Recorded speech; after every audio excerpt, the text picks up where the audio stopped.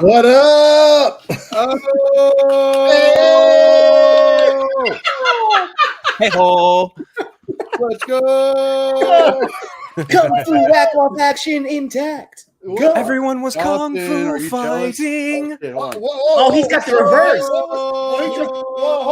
Hold up. At first, he was trying to wave one off. He let one go. Yeah, He was trying to wave it off. reach around. He was trying to wave it out. Yo, don't you? Besides, who's going to give you a He's reach got around? reach around action. The other one's got kung fu action. No, I'm not going to do that. What a duo. Oh, man. Ladies and gentlemen, yo, we starting off hot. Yo, welcome to the ACS Universe. It is Friday. Yes, indeed. And I'm joined here by by some of my Friday favorites, man. They always come in and make the show fire. You know what I'm saying? We got Joey right here. It was Joey. What is it? I don't know. I just went with it. We got Neil in the house. What up, Neil? Oh, because he's the GOAT. Oh, man. And we got Phil in the house. What up, Phil? What's good? What up? What up? So obviously, you know, the show is live. Ryan says leave a Leave a like here, not on Zeverfest's page. Yeah, here. Subscribe. I appreciate the love, Ryan, but If you're over on Zeverfet's page, just leave her fet and then come over to this page. V was good, homie. Yes, go. Let's fucking go. Let's go. Neil with the fire. Fear Jason in the house. Jason was good, homie. Jason. What's up? So we got a couple things we're going to talk about. I mean, obviously, you know, today is the 2-year anniversary of an announcement that was kind of life-changing for a lot of people. And including just us, even though, you know, as far as us on the panel right now, just us four, not part of the production. We didn't write shit. We didn't do any VFX. We didn't act in it. Well, we were associate producers. Yeah, no. I was getting it. Oh, sorry. Sorry. But I'm gonna leave. Hey, okay, relax, Joey. Chill, homie. Yeah. Chubby Teddy was good. Yo, but yeah. So that announcement though was the announcement of Zack Snyder's Justice League came out May 20th, 2020. I can remember it Like it was yesterday. Yes, dude. I can. I know Joey can specifically remember it since he was, you know, chilling with that. We'll talk about that in a minute. We'll get into that like in depth as far as everybody's experiences as they saw that a little bit later in the show. Also, we're going to talk about She-Hulk. Talk about a little She-Hulk. Are we going to talk about some hype for Top Gun Maverick too? Because that comes out next week. No, only got time for She-Hulk.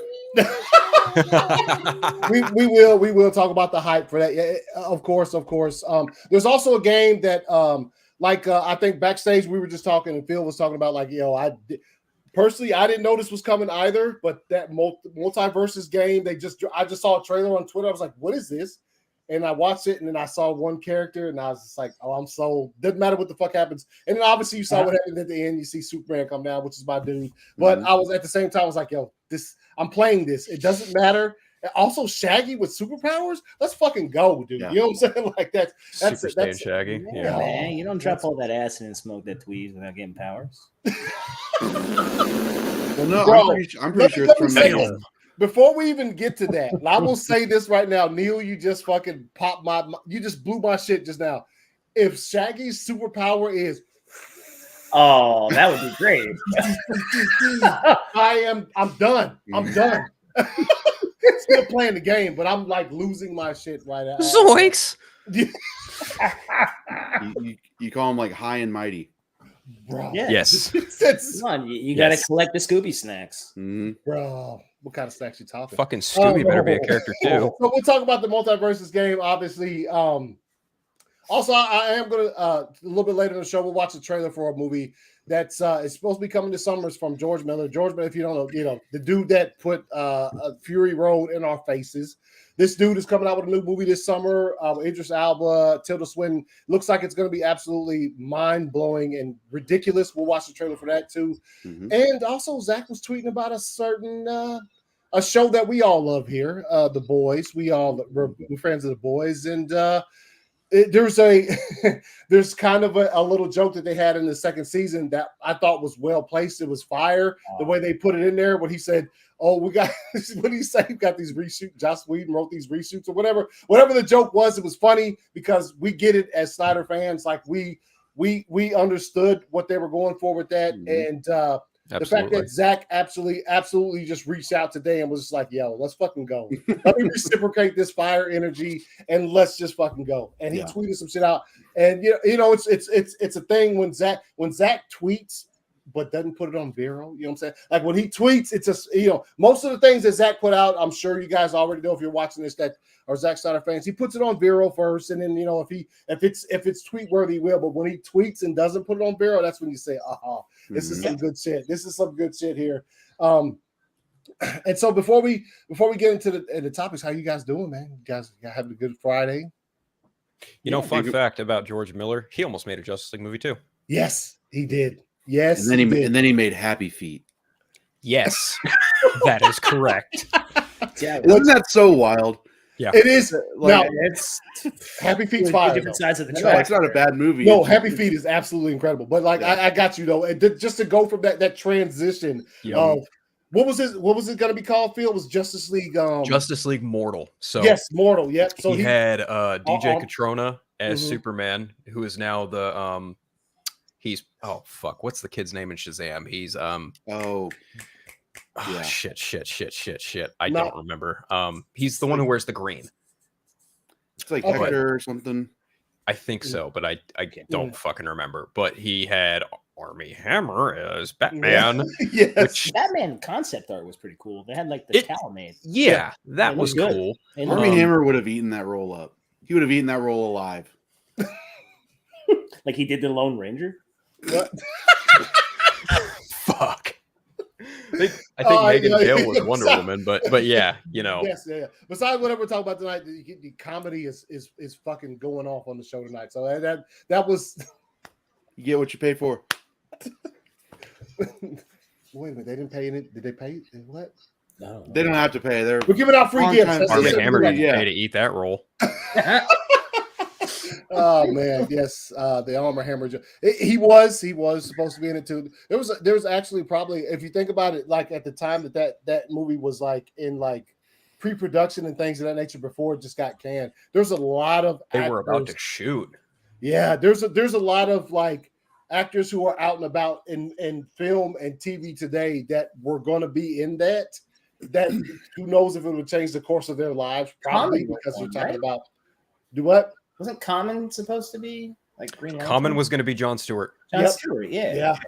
And prominent George Miller regular Hugh Keys Byrne was actually supposed to be Martian Manhunter. Yeah. So just think about where we are today as we look at the live action DC movies, and just think about if that had happened, what type of repercussions would that have made years down the line if that had been made. So we'll never know because like you said, it's about to start filming. And it's like, no. Yeah, I know a lot more about that movie than I probably should. Like Adam Brody, who was also in Shazam, he plays adult Freddy. He was going to be the Flash in that. Jay Baruchel was cast as Maxwell Lord. I think they also had someone there playing Talia al Ghul. Jay was Maxwell Lord. Jay Baruchel was Maxwell Lord. It could have been fucking that movie looked and sounded wild. Matter of fact, there was going to be a fight between Superman and Wonder Woman once Superman got his mind controlled by Maxwell Lord. Jay Baruchel was Maxwell. Wait, Jay Baruchel was Maxwell Lord. Wasn't he like mad young back then? Like, I mean, obviously you're young back then, but like he was like almost a kid, pretty much. Oh yeah. That would probably would that have been before or after Knocked Up? You know what I'm saying? Like when he was. So I think Knocked Up is what 2008. Yeah. Had they filmed and got it done, I think they wanted it out by midsummer 2009, so it would have been after Knocked Up. Oh, okay. After he's got his, Mhm. that's one of also when if you've ever real thing. I'm sure we've all seen Knocked Up. The opening sequence of that movie is absolutely incredible. Just showing them and knowing that Jay is absolutely as scared of roller coasters as I am, and they put him on some. And you see the opening of that movie, he's on there literally about that's the reaction that I would have on a roller coaster. If you want to know, just look at his shit at the beginning of Knocked Up. I'd have a heart attack or whatever. What up, Reese? What's good? Hello, Marcus, brother. What's up, ACS? What's up, man? What's up, Reese, man? my brother. Yes. Yeah. Brother Judge Reese. Brother. Yo, look, the only thing I'll say about Dread, if you want to talk about Dread, the one that came out. The one that came out is good, man. No. Not the Sylvester Stallone. I'm talking about the Carl Urban. Yeah, Carl Urban, Dread, yeah. You didn't like it? No, I liked it. No. Hold up. Let me pull it from this is I was gonna say I thought he said film. Yeah. No. That is an absolute beast of a movie. It's a classic, and I saw it in 3D. And when I left the movie theater, I remember thinking to myself, "I'll never watch another movie in 3D again," because that one kind of fucked up the insides, bro. Because what was the name of the drug? What was the name of the slow-mo? Slow-mo. Yeah, when they threw you off the and you don't like you're not a fan of heights, so that must have been hell. Yeah, but I can handle 3D movies to a certain extent, but that one really did it, and it was like, I think the sole purpose of them filming that movie in 3D was to let you see the effects of the slow mo. So like that was it, just drove it that far home. Other than that, movie's absolutely incredible. I remember when it ended, I was like, please tell me that Carl Urban is playing Dread for the next 20 years, because You thought exactly. I still want him back in the role too. That'd be great. He was in Star Trek. He was also in Thor Ragnarok. Yeah. Can you smell the sarcasm? Yeah. I see Carl Urban, Dredge Root. Yeah, he was fire. Beast of a movie well put. Yeah. No, that's one you talking about him and Thor. Yeah. Boom. What Joey said. Wait a minute. Isn't there a documentary being made about the making of Justice League Mortal? I do believe so. I think there is a documentary in the works about that. Which I would be interested to see something like that. Consider that when I saw the first time I saw when Snap, God rest his soul, he's not with us anymore, but he had the movie he made with Tim Burton talking about Superman Lives. Oh, John Schnepp, yeah. Yes, the Superman Death Lives. of Superman Lives, yes. That was a fucking phenomenal like documentary. You know what I'm saying? Like that was top notch, and I watched it and I was like, dude, this is fire. And like I saw it a little bit before he passed or whatever, but it was a good documentary. Yes, indeed it was. Man. Do what? No, I said I guess they have enough footage with that Justice League Mortal movie to make a documentary. Yeah. They must have a lot of stuff. Yeah. They had costumes and stuff. Yeah. Right. Like they had like a ton of shit then. Yeah. So that's and also I'm sure it's probably a lot of talk behind the scenes, because with those kind of things, with movies that like never made it to fruition, there's always like a lot of behind the scenes talk as far as why it didn't or how this didn't work or whatever. And it'd be cool, like if that is the case, if that is the documentary being made, I am on board for that shit for sure. Let's see. This was the most fire part of Dread. Yep. He never took his helmet off, and I was like, "Yo, this is fucking dope, dude." And also, Lena Headey like blasting mad holes through just an entire apartment complex was also absolutely phenomenal. Yeah. Too.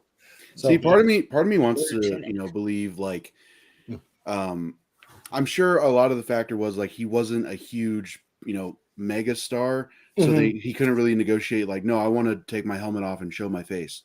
But I want to believe part of me was like, no, like he read up on the comics, he's like, this guy never takes his helmet off. Let's have me not take my helmet off. Even in the introduction with the new recruit that he takes into the complex or whatever, like that's cool. All of that's why, as much as I think of this, Sylvester Stallone's Judge Dredd, I am It's the all law. right. It's all right. But this am one the is. law. I am the law. This one is. And Rob Schneider I'm the law. making judgments. Wait a minute. What was? Oh yeah, that's right. Okay. I'm thinking. It's you know what? And this is. I'm sure I can't be the only one that gets confused with this. When I think of Sylvester Stallone's Judge Dredd, I get it confused with Sylvester Stallone and Demolition Man. Oh, It's almost the same type No. of.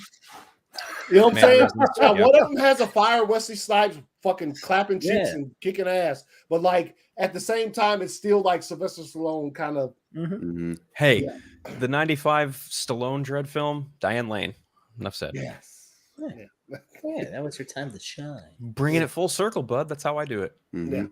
So we just went down memory lane for a second. So if you hadn't, real quick, if you hadn't either watched the original Judge Dredd or Dredd with Carl Urban, feast your eyes and ears upon those things because some good shit, man. Some good shit. Crazy. I think this year is 10 years for Dread. Yeah, It came out in 2012, so yeah, Mhm. I think Yeah. it might be 10 years this year. 10 years. Oh shit. I hope they don't.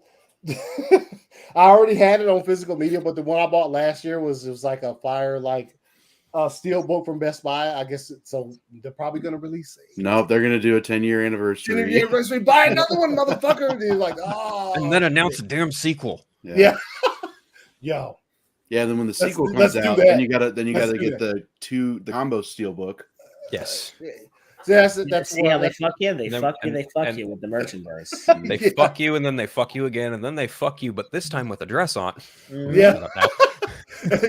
Yo, this is real talk. What we're saying, that's exactly how it formulates itself when you're talking about like these. That's why it's funny. It's like a movie will come out and it'll be fucking really good, and I love it, and then it'll be like, yo, we're gonna make a sequel. So like the original, when physical media comes out, I'm gonna buy that shit because I like the movie.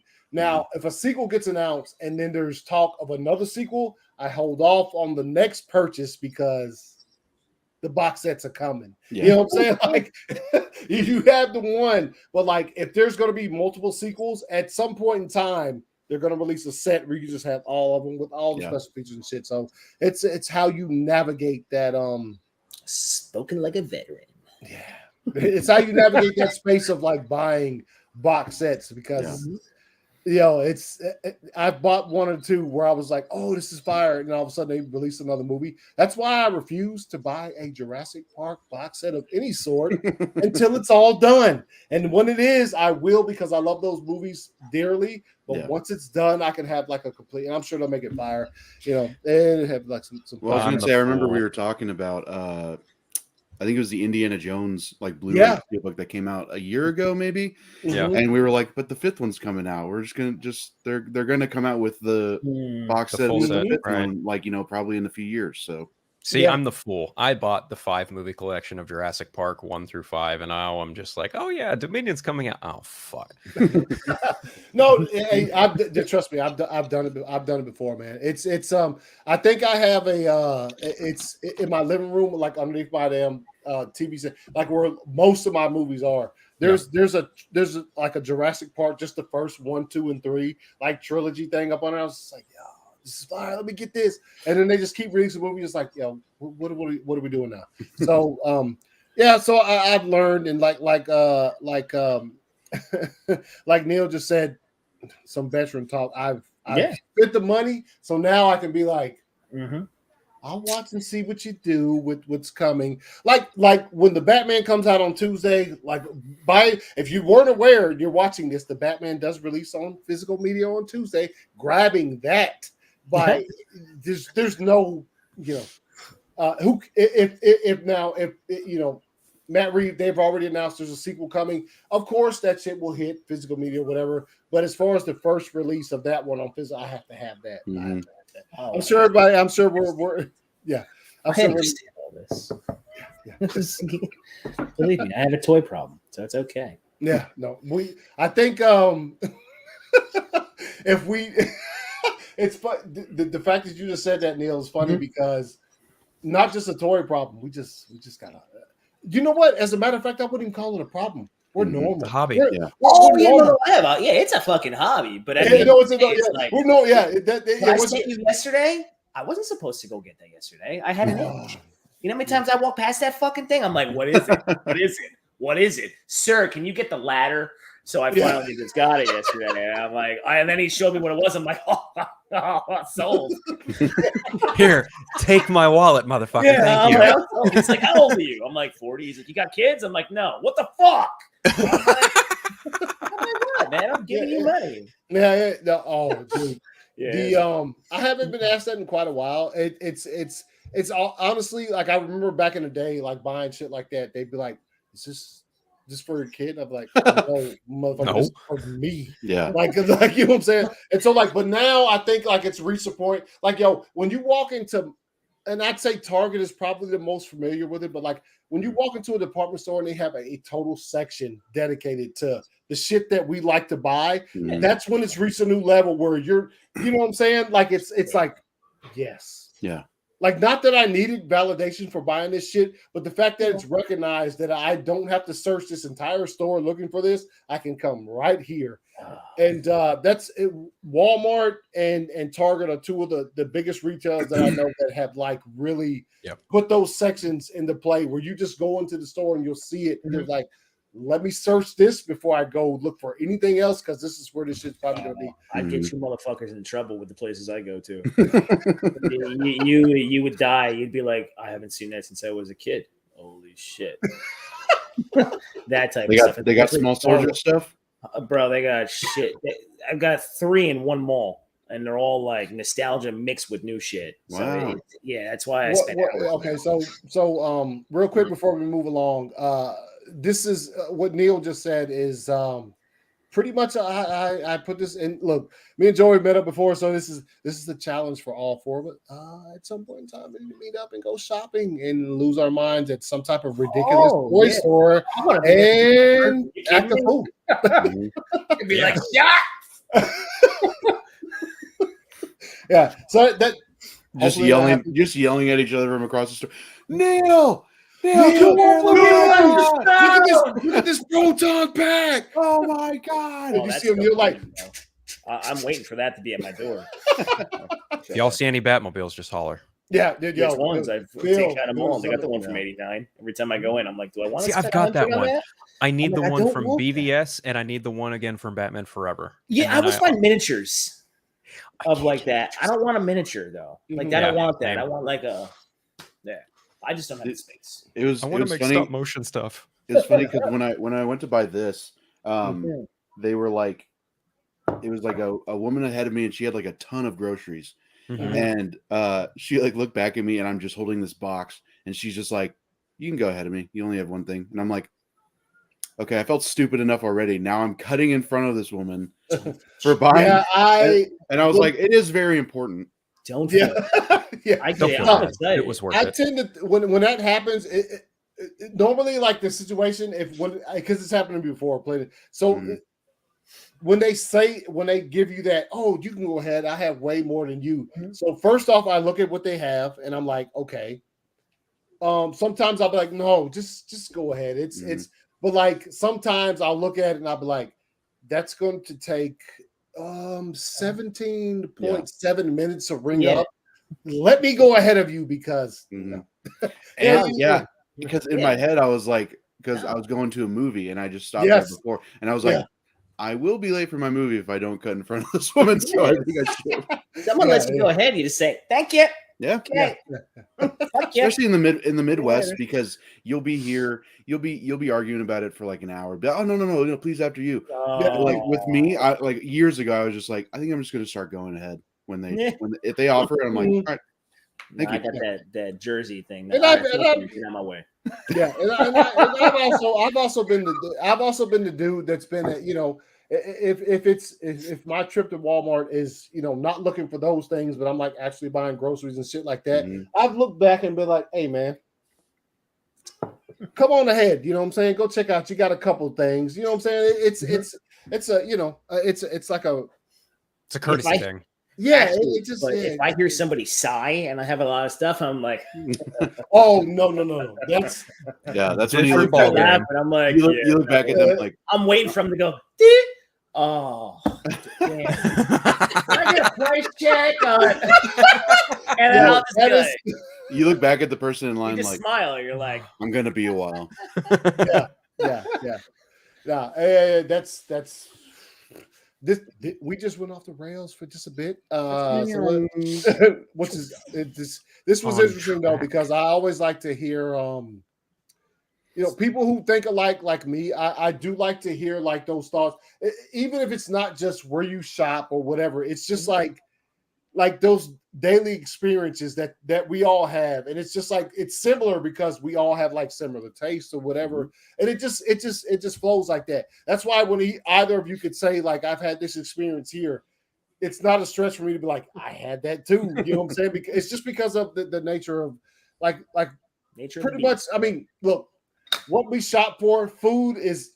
I'm not even going to include that in that because that's food. But like as far as like what we shop for our leisure or entertainment or whatever, that's a different thing or whatsoever. And it's so like it's always good to hear people's takes as far as those things go. But as we move into the show, because we've just we've been talking for 25 minutes about buying or letting people ahead in line, which is buying toys, videos, steel books. I do want to mention, so this is episode 99 in the ACS universe. As you know, the next number that comes after that is episode 100. All right, and so next week, and this is crazy because next Friday is very, very loaded as far as Disney content Plus shows. Yes, content. Disney Plus shows, and there's just a lot coming next Friday. And so like I didn't know what to do for my 100th episode. I was like, can I get like a special guest? I don't know what, and I'm just like, you know what?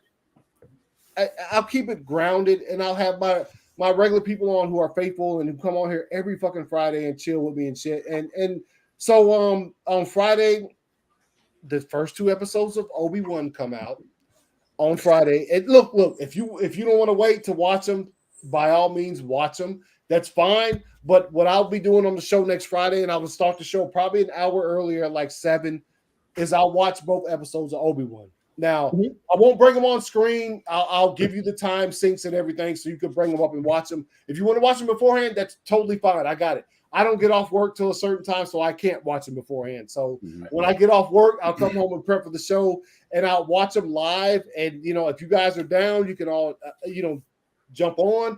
If you've already seen it, that's 100% fine.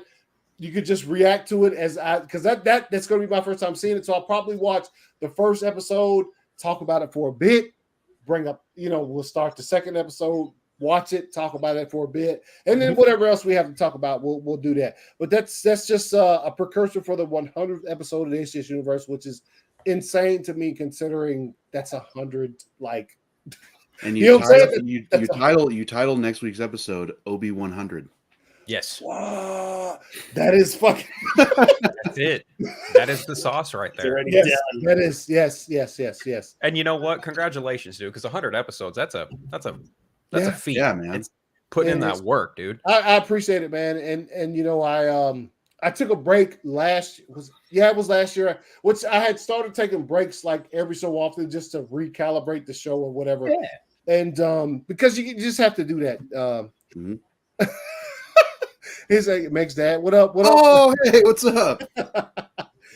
He's joining. He's like, yeah, I'm on here now. Right, we got best behavior. You better get rid of me.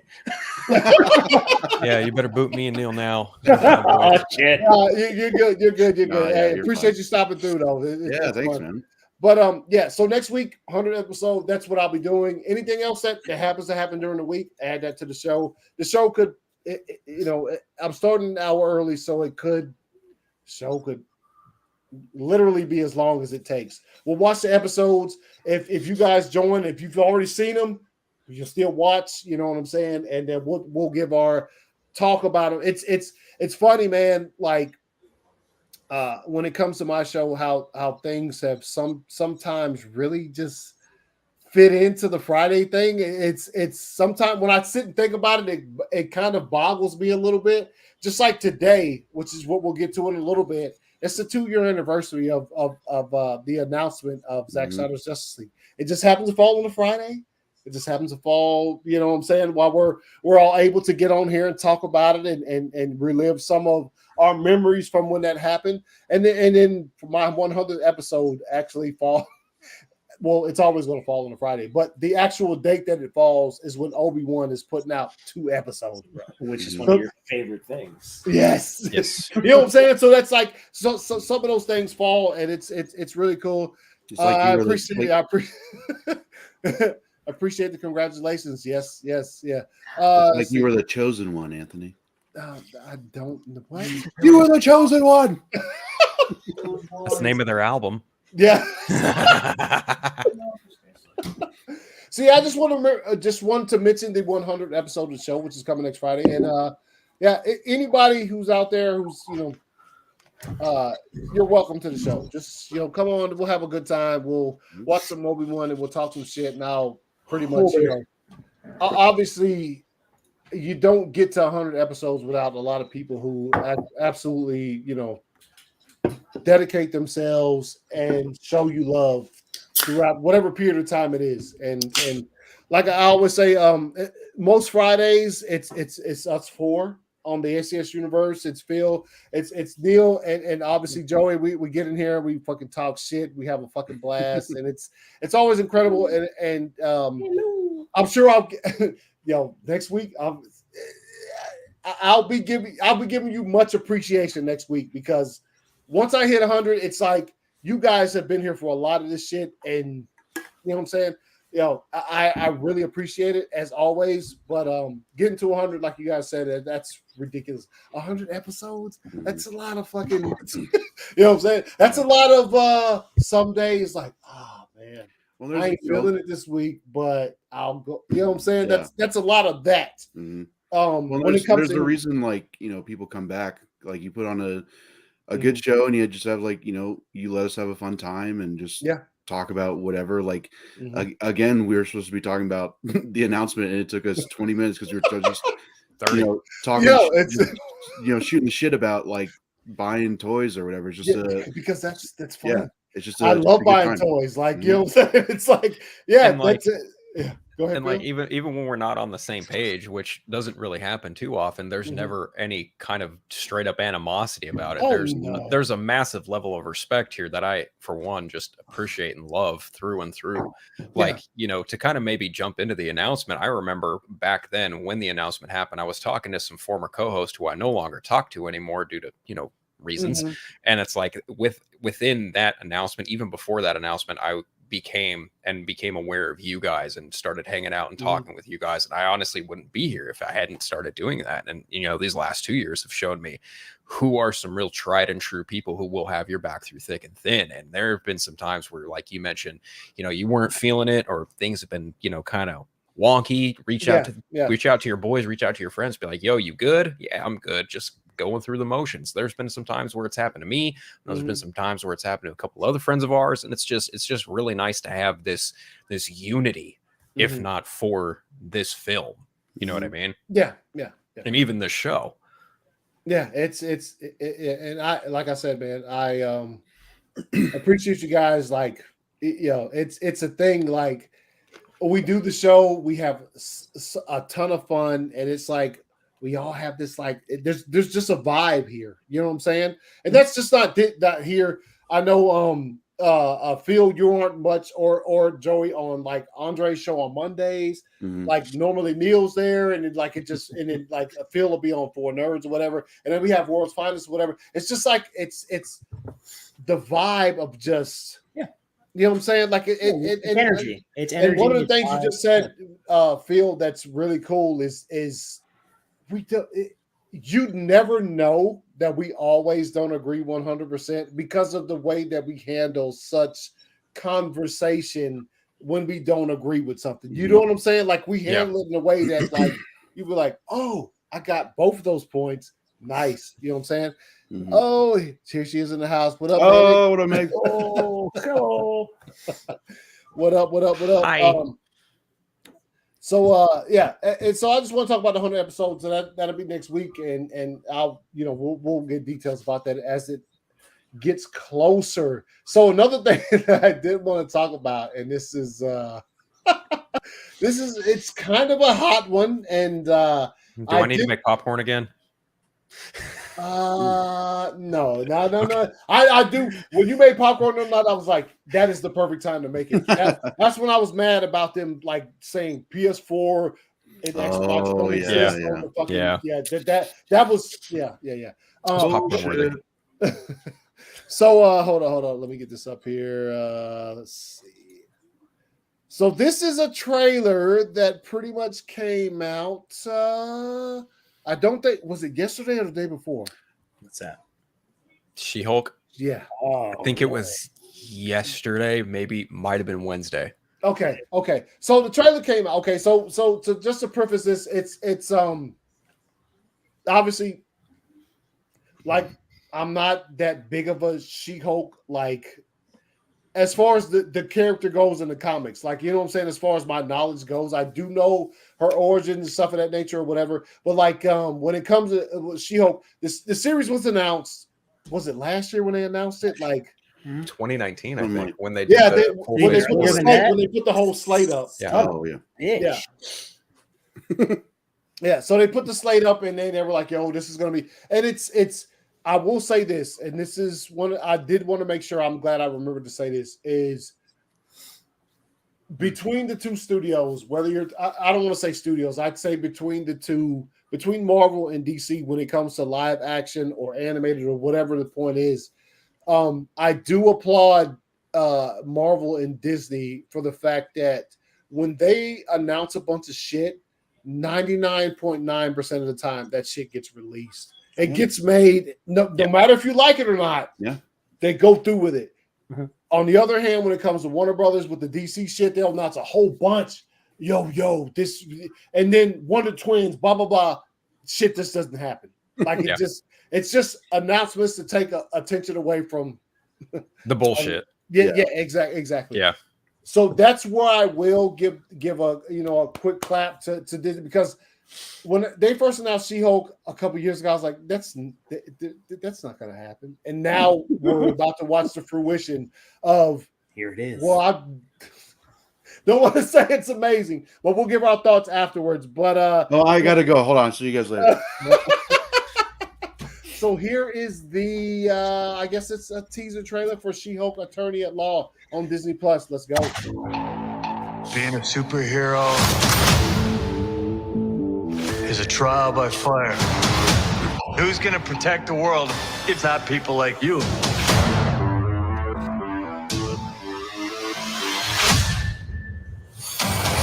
I'm Jennifer Walters. I'm a lawyer. I have great friends. Can we get some shots, please? It's an emergency. A demanding job. We just started a superhuman law division, and I want you to be the face of it. A frustrating family. Because we didn't ask for this, but you still gotta deal with it. Your transformations are triggered by anger and fear. Those are like the baseline of any woman just existing.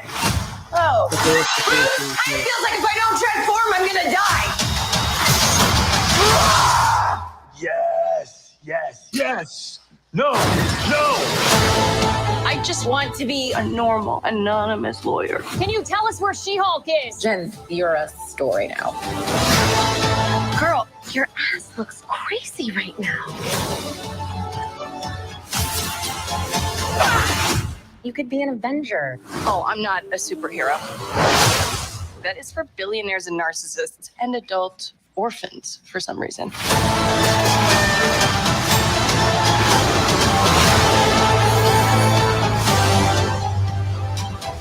Is there anything more depressing than dating in your 30s? Yeah, this is the best date I've had in a while. Oh. Should we split some fries? Let's get those to go. Oh my god. Okay, relax. All right. Oh my gosh. Need a superhero. There's a trial by fire. All right, so That's a thing, and it's happening. Yeah, it is. It is. It's happening. Like there's nothing we can do about it. We'll be on Disney Plus in August, and I mean, I'm gonna watch it because that's what I do. I watch it. You know what I'm saying? I'll give my honest opinion when it comes out about what I think about it. As far as there's a lot of talk about the CG in the trailer, which I tend to not like to bounce on the CG so much just because it's not finalized. But they only have like 3 months. 3 months to finalize it. So that's a weird thing. But look, I understand the story. I am not a fan at all of the title Attorney at Hire. Yo, you know how many times I've seen that on Attorney at Law. Attorney at Law. You know what I'm saying? Like, you know how many times I've seen that in other things? Like it RP just, Birdman, Attorney at Law. yeah, exactly. Like Good it's show, just, by the way. But you know, great show. Well, and it's like I don't know if any of her comics are titled that, but it's like we can just find out what she does. We don't have to, you know, it's not like Daredevil lawyer. Like they don't have to title it that. We just find it out. I don't know. Yeah, and Daredevil never obviously, that you mentioned that it's never been Daredevil fucking Attorney at Law. No, yeah. Rumor is Daredevil might show up in this though. Yeah, I did hear that. I did hear that as well. I think the show's awesome. What? That means the show's going to be awesome. Charlie Cox is going to be in it. No, that's what people would start saying. Yeah. Oh no. Yeah. More than likely. You know, let Charlie Cox get his own. Like, let him. And that is happening, by the way. Like Daredevil is getting another season on Disney That's Plus. intriguing. Yeah. That's intriguing to see where they go, where they left off, if they're picking up wherever they left off. I hope they do. And also at the same time, I like I was saying on Four Nerds yesterday, people are worried that it's gonna be squashed down into 10 episodes, or not 10, my bad. 6 episodes like the rest of the Disney Plus series, where it's squashed into like a 6-episode little season, and you know, you have a lot of you know what I'm saying? CGI with that, really. Do what? There's not like a heavy bill of CGI with Daredevil. No. Yeah. So you maybe can go a little more, like 10. 10 would be I would 10 episodes would be absolutely 10 would be ideal. Yeah. She-Hulk has 9 episodes. What if I think it had 9 or 10? Yeah. Oh yeah. I know what if She-Hulk has 9. Okay, She-Hulk well, does have definitely 9. have 10. Oh. Okay, And, so yeah, maybe they do the limited series. Interesting, because I didn't know. I thought it was 7 for some reason. But with the character, obviously, you know, we see where they're going with it. She goes and visits her old cuz, which is what's happening right here. And it's also interesting to see where this takes place in the timeline, because didn't he not? He got like, remember Shang-Chi, where he's not Professor Hulk anymore. Yeah. So where does this take place in their timeline? So I'm interested to see at least that. I'm assuming he can probably just change back and forth now. Like they'll probably explain it. Like I guess, yeah. I hope it's either that or this is mid blip.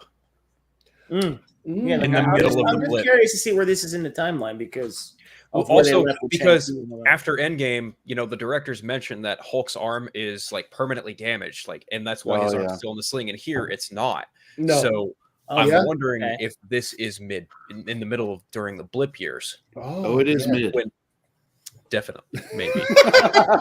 Hey, look, when it comes to when it comes to live action comic book shows, for me, the bar at the bottom is Titans. There's no fucking way this can be as bad as Titans. Oh yeah, I feel you. Yeah. So like with this scene, it's just, I guess it's just taking, and look. And like I said, I think as far as I saw, the major complaint with this was just the CGI. There was not many complaints about as far as what type of direction they're going with the story and things of that nature. It was just the CGI. People just they like, and look, I saw it too, and I was just like, yo, some of this shit is kind of. Why is everybody a professional CGI analyst? Hey man, like, you know what I'm saying? Like, does it look that bad? It's the easy button thing to bitch about. Yeah, like, does it look that bad? No, but like Marvel does everything in the daylight.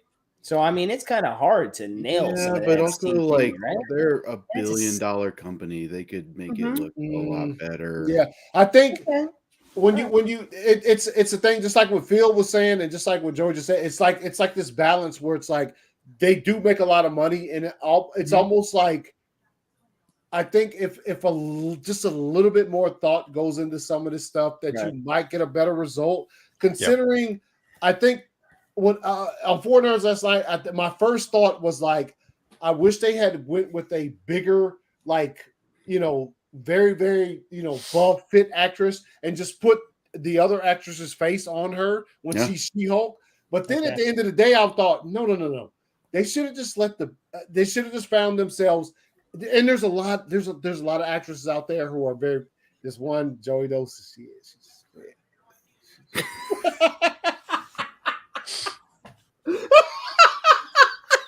I don't know. Her name is Nikita. But anyway, and Anthony would not be able to pay attention to this show. No, he would be like, "What happened?" Yeah, is that the wrestler that you showed that one time? Yes. Anyway, they could have chosen to go the route of She-Hulk is she's the main draw. So let's have the actress who plays She-Hulk be the main actress. And when she's not She-Hulk, they can do some CGI shit there where it's not as. And also the rumors coming out about them talking about no muscles. Get the fuck out of here.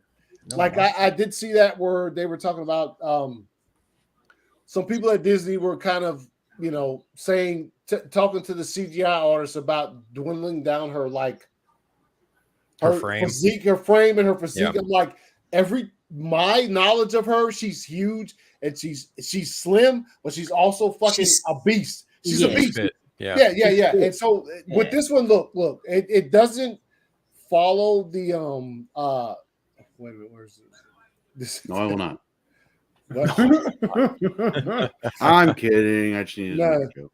This is the fun. Yeah, it's the funny one everybody makes fun of. But it doesn't look good. No, it doesn't. It doesn't. It doesn't look good. It just all of it looks. It looks kind of. It does. It looks CG. It looks out of place. Yeah. Her character looks out of place in that. Like shot. if this were, maybe because it's fresh in my mind, but if this were like Love, Death, and Robots, it would look pretty good because the rest of the environment around her is also animated. So the right.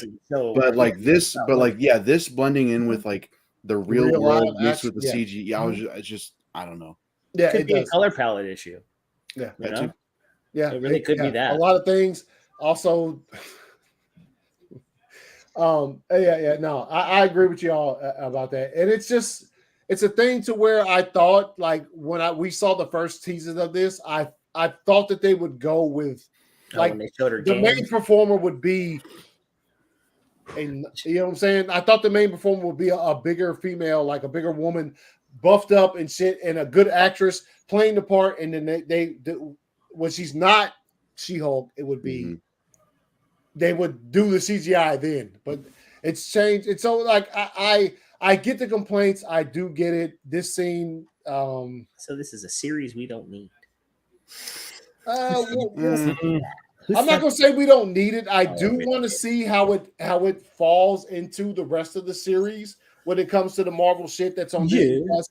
I do, but as far as this particular scene right here, they were talking about her fucking ass cheeks. I was like, yo, that's for the other demographic that watches. I mean, but for a Disney show, it's like that's what you're. Well, the thing about it was, I was thinking to myself, I saw it and I was like, and then I was like, yo, yes, I get what they're going for, but at the same time, this is where I thought this show, the direction of the show was going. I thought it was going to be some hardcore shit, and instead it's like young female audience. This is what this is supposed to hit. Yeah. It really is. Look, she looks good right here. This kind of matches. It doesn't stand out as much as some of the other CGI. At the same time, every time I've ever as when I was younger and every time I've ever seen She-Hulk in any kind of comic book, she's been fucking huge, dude. Mm-hmm. And this just doesn't look it. So I don't know why they're going for a more toned down. Obviously, she's busting out the shoes like Hulk does. She got Hulk feet. Yeah. I would hope she would. No. When they land, Super Atlantic. No, she lands like she's like a fucking orangutan. Bro. Oh, whoa. Like she's about to start running with all four, like that. I don't mind that as much as what Neil just said. That's funny, but like the fact that she looks like this. Why the Hulk get the smooth fucking superhero landing? Yeah, and then she's just like she's about to squatting dog. Maybe it's like this is like a training thing, and she's like getting her footing. She's hulking hard. Yeah, nah. I know this is. I'm sure this is a training montage because of Why does he always have a guinea tea on? Dude, I don't know, man. Because he's Smart Hulk now, and he's got to He wants to wear tank top. So I mean, like I can definitely see how like she looks too ordinary. No, I think this is fine here, but like size wise, with what you're talking about, like size wise, she's too ordinary right there. Yeah, I would expect her to be like really like a Star Trek character. And also, I would think that she'd be able to step into a place and like be very, very overpoweringly, like just physically looking like I'm a fucking beast, but also still be able to give that same type of what they're going. I understand what they're going for here is that this is a couple of friends. She's obviously in She-Hulk form, and they're just having a couple of drinks and they're talking about whatever. I would like her. It'd been fire. Her head was like way up here, right? A little bit higher. Super big, yeah. It'd be good. Frogman. I thought that was the green. Yes, I know who it is. I know shit fuck all about this character. I thought it was it's funny. Like when you see it, there's another shot that's really fast here in the trailer too, where she's like jumping down. This is. Why does it look like the Green Ranger though? That's the joke that's going around. Yeah. Oh, it really is. This is the one shot that I was like, I didn't know.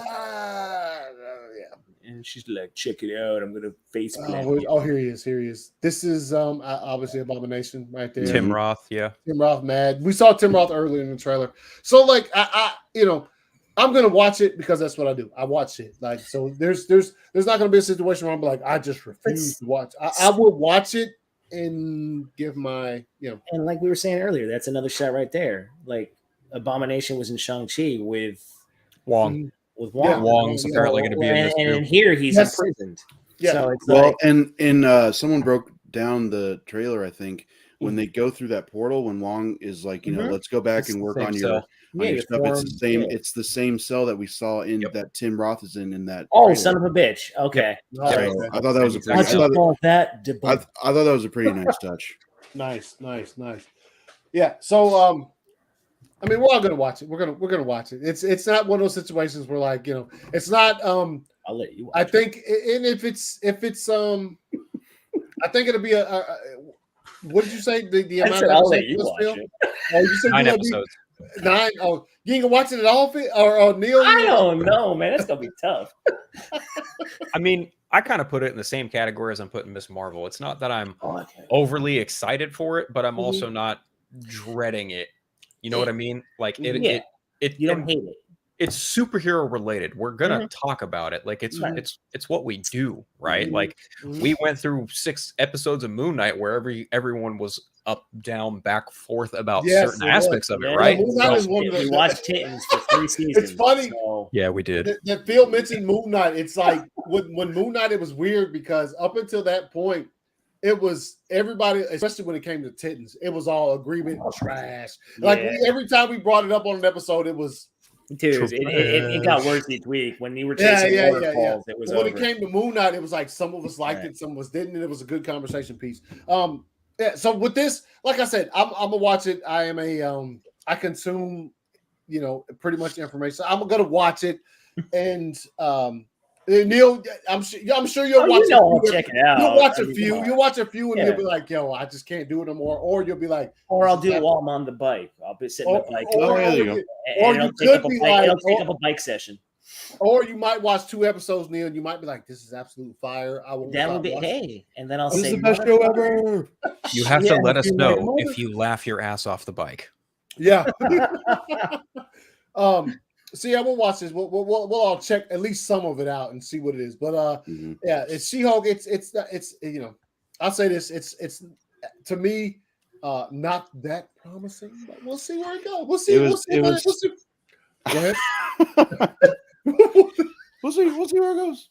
We'll see if he gets us. We'll see. You're trying to be Mickey Mouse. You know what? My No, name's Mickey Mouse. Oh, You we're guys are doing gonna watch Mickey Mouse? She-Hulk, and you're gonna like it. Oh, boom. Yeah, I think Let's go. for the most part, like the reaction I saw was everybody was kind of just they didn't hate it, but it was kind of just oh well this kind of just whelms me, you know. Like I'm just like okay, and that's kind of how I was too. I didn't even watch it all the way through until I guess just now. This was actually the first time I watched the trailer all the way through. Because it's kind of just like, you know, I saw what I needed to, and I'm just like, okay, I'll probably check it out when it comes out, but I'm not over the moon for it, I guess. Yeah. So we'll see. Let's see. Mark Screws up in here talking about rumor Daredevil will be in She-Hulk, Matt, and She-Hulk will clap. What? They clapping? She gonna squeeze the shit off? All right, Marcus. That's indeed actually that's a thing that did happen in some of the comics. They did date and they did clap cheeks. So okay. So hey, it very well could happen. I'm not against that at all. I mean, you know, who knows what what happens after Thank that. you, Marcus, for letting us know about them clapping cheeks. Yeah. So She-Hulk is coming, whether we like it or not. It's coming, and we'll check it out. We'll check it out. Give our honest opinions on it. What Joey got it.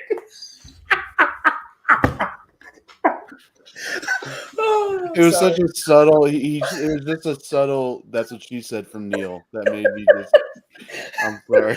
I'll excuse myself. Go to your corner. Oh my god, bad boy, you. Oh shit. Okay. Good. All right. You done? Have you thought about what you said? You naughty boy. You bad naughty boy. Stay the hell away from me, or I swear on Walt Disney's grave. You sound like Mr. Winky. Anyway. Thanks. I will fuck you up. Oh yes. Let's break it up. All right. Anyway, yeah, we got. Damn, we were talking about She-Hulk for a good long time. Yeah, for not wanting to see it. When it comes out, like I said, we'll check it out. We'll give our opinions on it as far as if it's good enough to watch to the end. If it's good enough to, I'll say this: with a lot of series, especially when it comes to Titans, for me personally, it was okay enough for me to finish watching it. But as far as talking about it on my show, I think I quit about 6 episodes into the last season, and we just didn't talk about it anymore because it was just. It was not worth bringing up on the show. Yeah. So hopefully, maybe we'll get to talk about every episode on the show, or maybe we'll talk about 2 episodes and just bounce from it. Just like, the show is just trash. We can't give it any more screen time. Here's a question: how many episodes are people going to get for screening purposes? Are they going to get 4 like Moon Knight? Ooh. You said it's how many? For Titans? So She-Hulk? She-Hulk has 9. Oh, they'll get 4. They'll get 4. They'll probably get 3 or 4. I was gonna say, watch them get 7. Dude, if that happens, I'm just gonna throw my hands up, and be like, you know what? Fuck you, motherfuckers. I mean, done. Yeah. Guys are gonna love it. Shit. By episode 6, it takes off. they gave them more than half for Moon Knight, and Right? you know. Yeah, and Neil, you're right. That's what they did. They gave them 4 episodes out of Moon Knight, and they were all like, episode 4 of the series just takes off. It's just great. You're gonna love it. I was like, wait a minute. No, really, that's just the last episode you got to see before. So that's why it was so fire, because up until that point, yeah. And they all freaked out over a fucking hippo. Yeah. Which was the hippo was funny. Hungry hippos. Yeah. All right. So anyway, real quick, as we move along, so this happened today. Our good director Zack Snyder said congratulations to director Burke. Excited to see your vision realized. So if you are not familiar with this right here, The Boys in season 2, they had a little thing where they were filming a movie about if you're, like I said, if you're unfamiliar with The Boys, they're called the 7. It's the superheroes that what's the city? Is there a particular city? I know it's bought, but like what's the city? I can't remember. Is it? I don't remember the city. They kind of bounce from city to city. Okay, good. That's what I thought. So anyway, they're and look, if you've ever watched The Boys, obviously there's books out there before the show even came out. You had people like Seth Rogen and stuff, or not Seth. Was it? It was Seth Rogen was in on The Boys, wasn't he? as far as I think he's an executive producer on it. yeah. Yes, I think. yeah. I know So, from Eric Kripke from Supernatural had a big thing to do with it because Yes. he's good. He He's does, the- and then Seth Rogen's involved.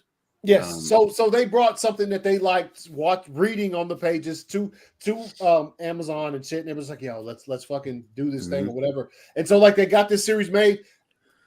2 seasons in, absolutely incredible. The Boys is fucking there's very few series that I've watched like 1-2 episodes of and been like, I am not gonna stop watching this until it's not done. It's done, like showing episodes. So The Boys is absolutely incredible. But if you saw season 2 of The Boys, they had the where they were making a movie and there was the joke in there, but like we got these rewrites by Joss Whedon. It was absolutely hilarious.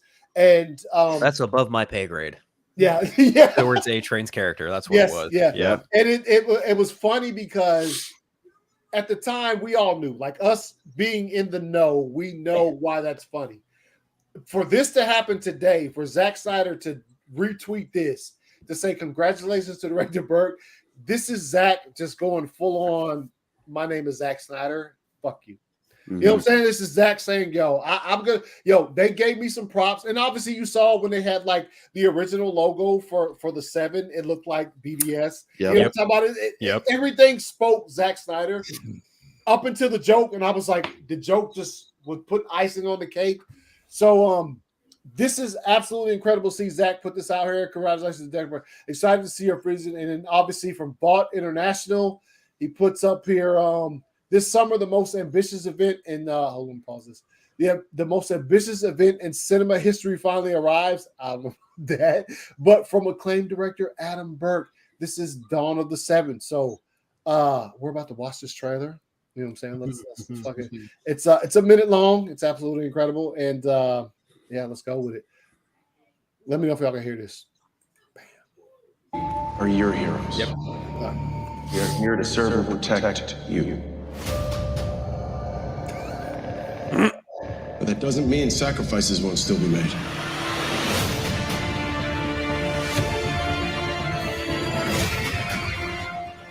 Who are you, man? She's laughing.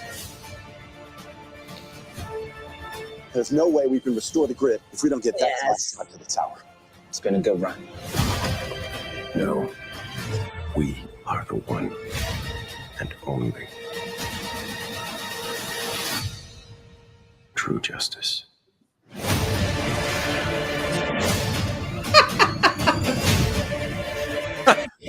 That has the Man of Steel kind of background. Guess this means we're breaking up. Nazi bitch. Yo, all right. So that's I love that. That's incredible. That's incredible considering it's it's funny because we all know like where it's derived from. We all know like what they're. It's funny that they like literally were like, yo, let's go full on. Let's make a real trailer for this that actually looks pretty good. Like the trailer didn't look fake at all. Everything looked good, and it's like it's funny. And he's like Nazi bitch because we all know that her what's the name's character turns out to be a fucking eyeball in the episode 2. Yeah, I can't remember her name. Like Storm something. Stormfront. Yes, yeah. So okay. Look, we all know this. It comes out on my birthday, which is 2 weeks from today, June 3rd. The Boys season 3 hits Amazon, so it's going to be out there for everybody. I do love the fact that their advertising campaign is absolutely fucking incredible. From what we've seen so far in just the last month for The Boys has been exceptional, dude. They're taking what they do full on and they're just like, yo, let's just fucking go with this shit, man. And it looks exciting. It looks like it's gonna be the same thing that we've expected from The Boys, which is just disgusting. And they give you meaty episodes too. Yeah, dude. Yeah. Well, and with stuff like this, with the trailer and Zach quote tweeting it and stuff. Yeah, dude. You guys have seen me like in the chats or your comments or whatever making like jokes that wouldn't work in any other situation because it's a very that point in time is the only time it works. So it's like a very very niche like joke. So this is also a very niche joke. Like, what other movie and what other director and what could at what point in time could make this joke? It's like no other one, because this has never happened before. Mhm. So it's for him to make that joke is just into like or to play along with it is just amazing. It's also like a level of appreciation just because he knows that when they did make when those things did come out early in season 2, like Zach knew they're not making fun of me. They're literally like paying homage. Funnier about that is like some people legit thought in season 2, oh, they're making fun of Zack Snyder. It's like, you dumb motherfuckers. Yeah, no, they're literally paying because they know, like, and that's why they call it the Bork cut. Like, that's just so fucking good. That's the entire thing. There's a lot of play on things, but that's intellectual comedy in a way. I'm not trying to say like you're super intelligent, but that's like being comedic, and you actually have to pay attention to the comedy that's going on in front of you, not just like I kick you in the balls kind of shit. That's why I love The Office and all that kind of stuff. You have to get some of that humor. Speaking of The Office, I recently, I say recently, probably about a month ago, I started following this one, and I think I got it off one of your stories, Neil. That one Office, the outtakes page on Instagram. Oh yeah, I follow a lot of weird things, man. Look, as much as I love The Office, and as funny as it is, the outtakes are way funnier. There's so much funnier. When you see like they'll tell you beforehand, they'll say, "Yo, this particular scene, which is one of the funniest in The Office's history, watch how many takes it took to get here," and they'll show it, and they can't stop laughing. Bro. I'm just imagining myself on set, like I wouldn't be able to stop laughing. Think about that show with all the awkward shit that went on. How many times they probably had to shoot that? Dude, one of my favorite bloopers from that show is the dinner party, and it's when he folds the plasma TV like 2 inches. When he puts it back, and John Krasinski's looking away because he's about to break, and he's like I can't look it, and he goes, and then Steve Carell goes, Jim, right over here. Dude, it's he just died. And he goes folds, and then they both just crack. Oh my god, it's amazing. And also what's his wife's name? She plays the real estate agent. No, but when he's doing the TV thing, she's trying to keep it together. Oh, what's the other one?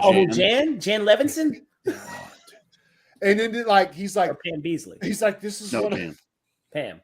This is one of my whenever he says this is one of my prized things, he's like, this plasma TV I finally got, and I'm like, bro, it's literally this small. That's the play on it. He's like, it cost like $200. Yeah, he puts it. He's like, and then when there's a lot of people in here, you need to move it at a certain angle.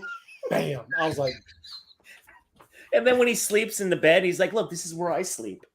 Goes on the side. That is a $200 plasma screen. Good luck paying me back on your zero income salary. Oh man. Yeah. So God. Yeah, I can go. In the future Office episode probably because it's absolutely hilarious, and that's just like, it also. This is off topic again. It's just it's super funny because those are all pretty much comedians that literally cast, like the cast of that show is perfect. I mean, I'd say 75%. No, perfect, yes, but 75% comedians. The rest of them are comedic actors, and it's such a thing where like when they get on set and there's a certain thing that they're trying to do and they can't do it because it's so fucking funny. I watch it and I'm just like, dude, I wouldn't be able to do it neither. I don't think I'd be able to walk on set. As soon as I walk on set and look, start laughing. Yeah, dude, because it's funny. You know what I'm dude, they're the outtakes where like some of the crew behind the camera will start laughing, and it's like you're the ones who have to hold it together. That's even better. Oh no, that's got to be the hardest job in the world. Absolutely. Yeah, I think besides the show being phenomenal, I think that makes it even more of an achievement when you can talk about shows like, as far as one of our favorite, Game of Thrones, great show, but like I think a show like The Office, just trying to do that, even though there's no visual effects, there's no CGI. actually just on a day-to-day basis trying to film a scene on that show has to be very, very difficult in a good way where it's so funny. Like it just how do you concentrate on doing something like, you know what I'm saying? Like how do you do that? Yeah. I wouldn't be able to stare Dwight in the face. No, dude, no. Nope. Nope. Nope. All right, anyway, back to the show. Yeah. So real quick, before we move on, we're gonna watch this trailer for season 3 of The Boys real quick since we were talking about it, and here we go. So, let me say it again, Cam. I may be a superhero, but I'm also just a man who fell in love with the wrong woman. Just a man who fell for the wrong woman. Fell for the wrong woman. But out of crisis comes change. Be a Nazi. Out of crisis comes change. So I spent the last year really slowing down and reconnecting with myself. I am very excited for everyone to meet the real me. There's something wrong with Homelander. There's something broken. He's lost his fucking mind. Love Daddy and Abu.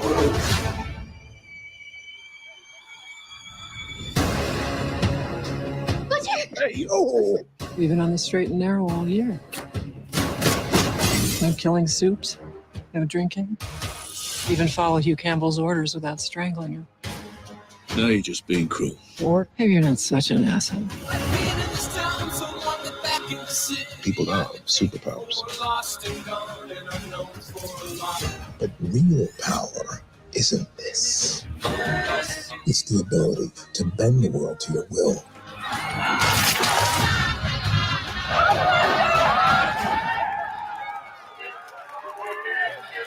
The gloves are off. Thought we could fight out the right way, but we can't. It's all rigged. We have to do it your way. We're all we've got. It's up to us. I think I have something. Maybe we can use it to blow Homelander's fucking brains out.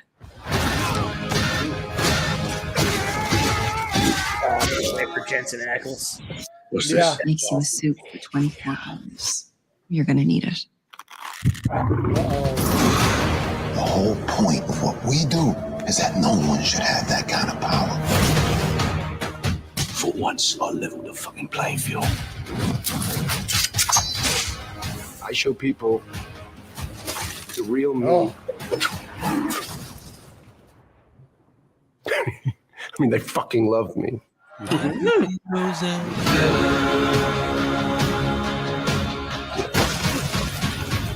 Fuck.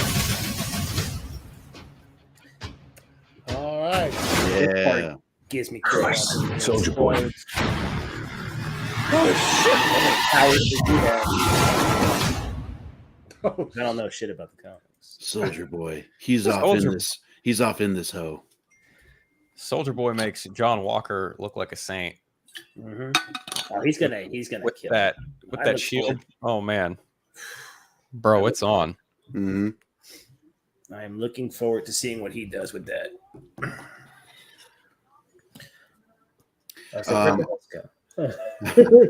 I actually haven't watched that trailer since, like, at all. Like, that was the first time I'd watched it. Oh yeah, it's glorious. Fuck. It's pleasing to the eye. I do hope though. I do know one little thing in there, and I remember the first time I saw it, I was like, oh man, I hope this isn't the point where it's a thing to where, you know, we give a lot of shit to fucking Peacemaker for their opening sequence. There's a dance number in this. And I thought when I first saw a couple of clips of it, I hope it makes sense where it's like an acid trip or something of that nature. Oh, I know the scene you were just talking about. Okay.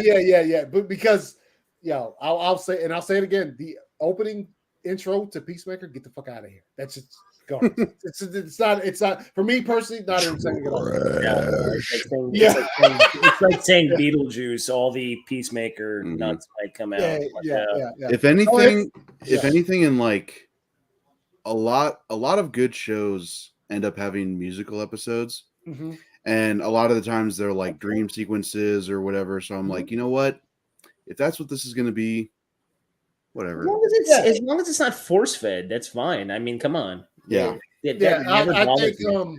And they haven't done that before, so Burgers, I don't see them starting it now. Hey, I know you ready. I know you. What you got about a week? Wait a minute. When did that come out? Neil? That comes out the same motherfucking day as Top Gun, so I'm torn. Oh shit! Yeah, you go. Hey, go ahead. Do a double feature on me. No. Do yourself a double feature. You gonna? Yeah, I have to do that by myself. She can't do that. She would. Kill me. Yeah. Hey, I plan on seeing it. I don't know if I'll see it opening weekend. Top Gun, yes, but Bob Burgers, I'm talking about. Oh yeah, I know Neil's a big Bob Burgers fan, so I know you can't wait. Yeah, you love the hitting Bob, it up. man. They're amping up the ad campaign for that shit too. Yeah. I swear to God, I was watching basketball the other night, and I was it was like it showed a Bob Burgers, and then it showed something else. There's a show that has so much comedy in it, you can watch it over and over and find yourself pissing yourself at different. Bob Archer? Yeah. What Archer? Because the voice. I love that. I love that crossover in Archer. Oh yeah, that was good. That and Bob's Burgers. I fucking lose it. Season 2 of Archer, by the way, people. Yep. Go watch that. Yeah. If it wasn't for Archer, I would have never given Bob's Burgers the time of day. Oh, okay. Yeah. Same voice actor, so same voice.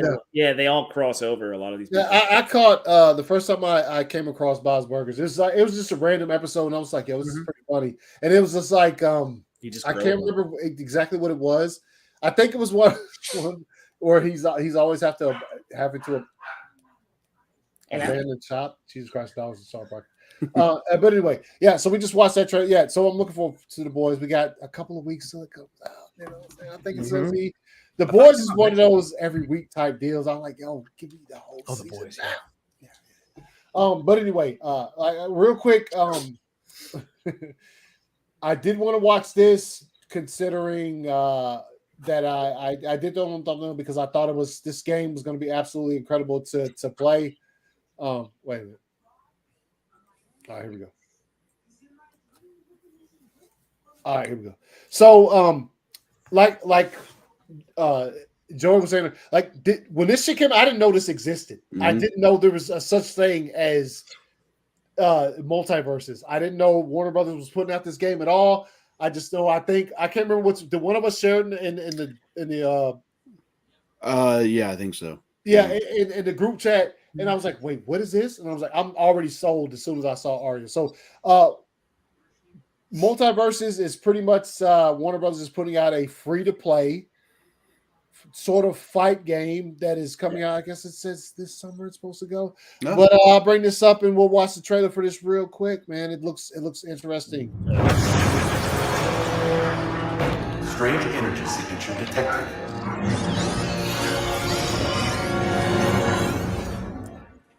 Computer, what's my location?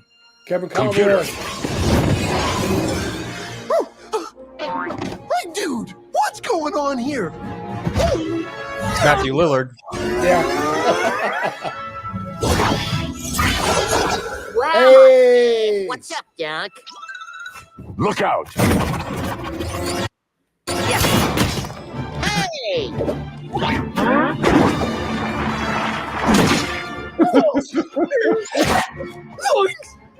I do to you?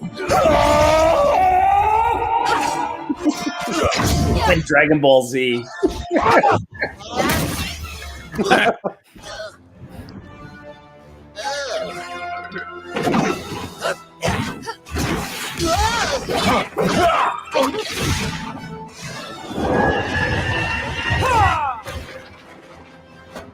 Not cool. Whoa! You all right? Wow, that was messed up how that thing tornadoed you. You are the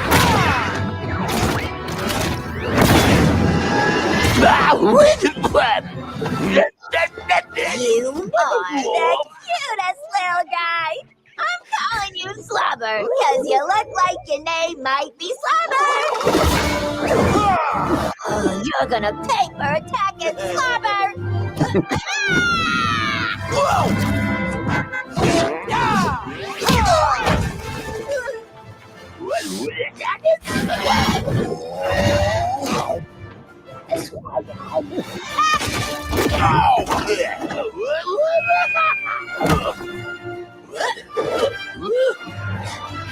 Look out below!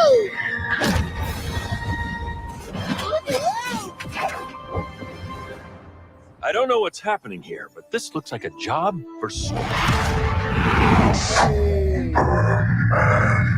All right, then. You're with me.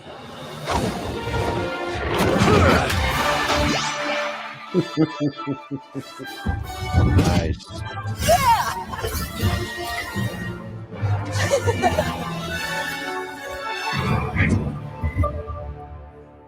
Nice. All right, so there's that. That shit looks fucking absolutely incredible. Wait, so is that Vin Diesel's voice as Iron Giant? I don't know. I am I know that he was that him in the is- original. Yeah, no, that's what's her name's voice is Arya. That's her real voice. Oh, okay. Oh, it Yeah, is it her is. voice. Oh. Yes, yeah. And then Superman was George Newbern from. Oh, he does a lot of the animated movies. Yep. Yeah, yeah. No, that looks good. And also, I did like the fact that, like I was telling Joey earlier, I went to like their official website, and it has all the characters, and then there's like the last little block just has a question mark, and it says more to come. So if you didn't see somebody you liked in those first, like when that last little shot with all of them, here, let me see if I can bring that up. Let's see. Oh, there's a ton of characters already in that. Mm-hmm. I mean, they put Steven. I don't give a crap that Finn and Jake are in this game.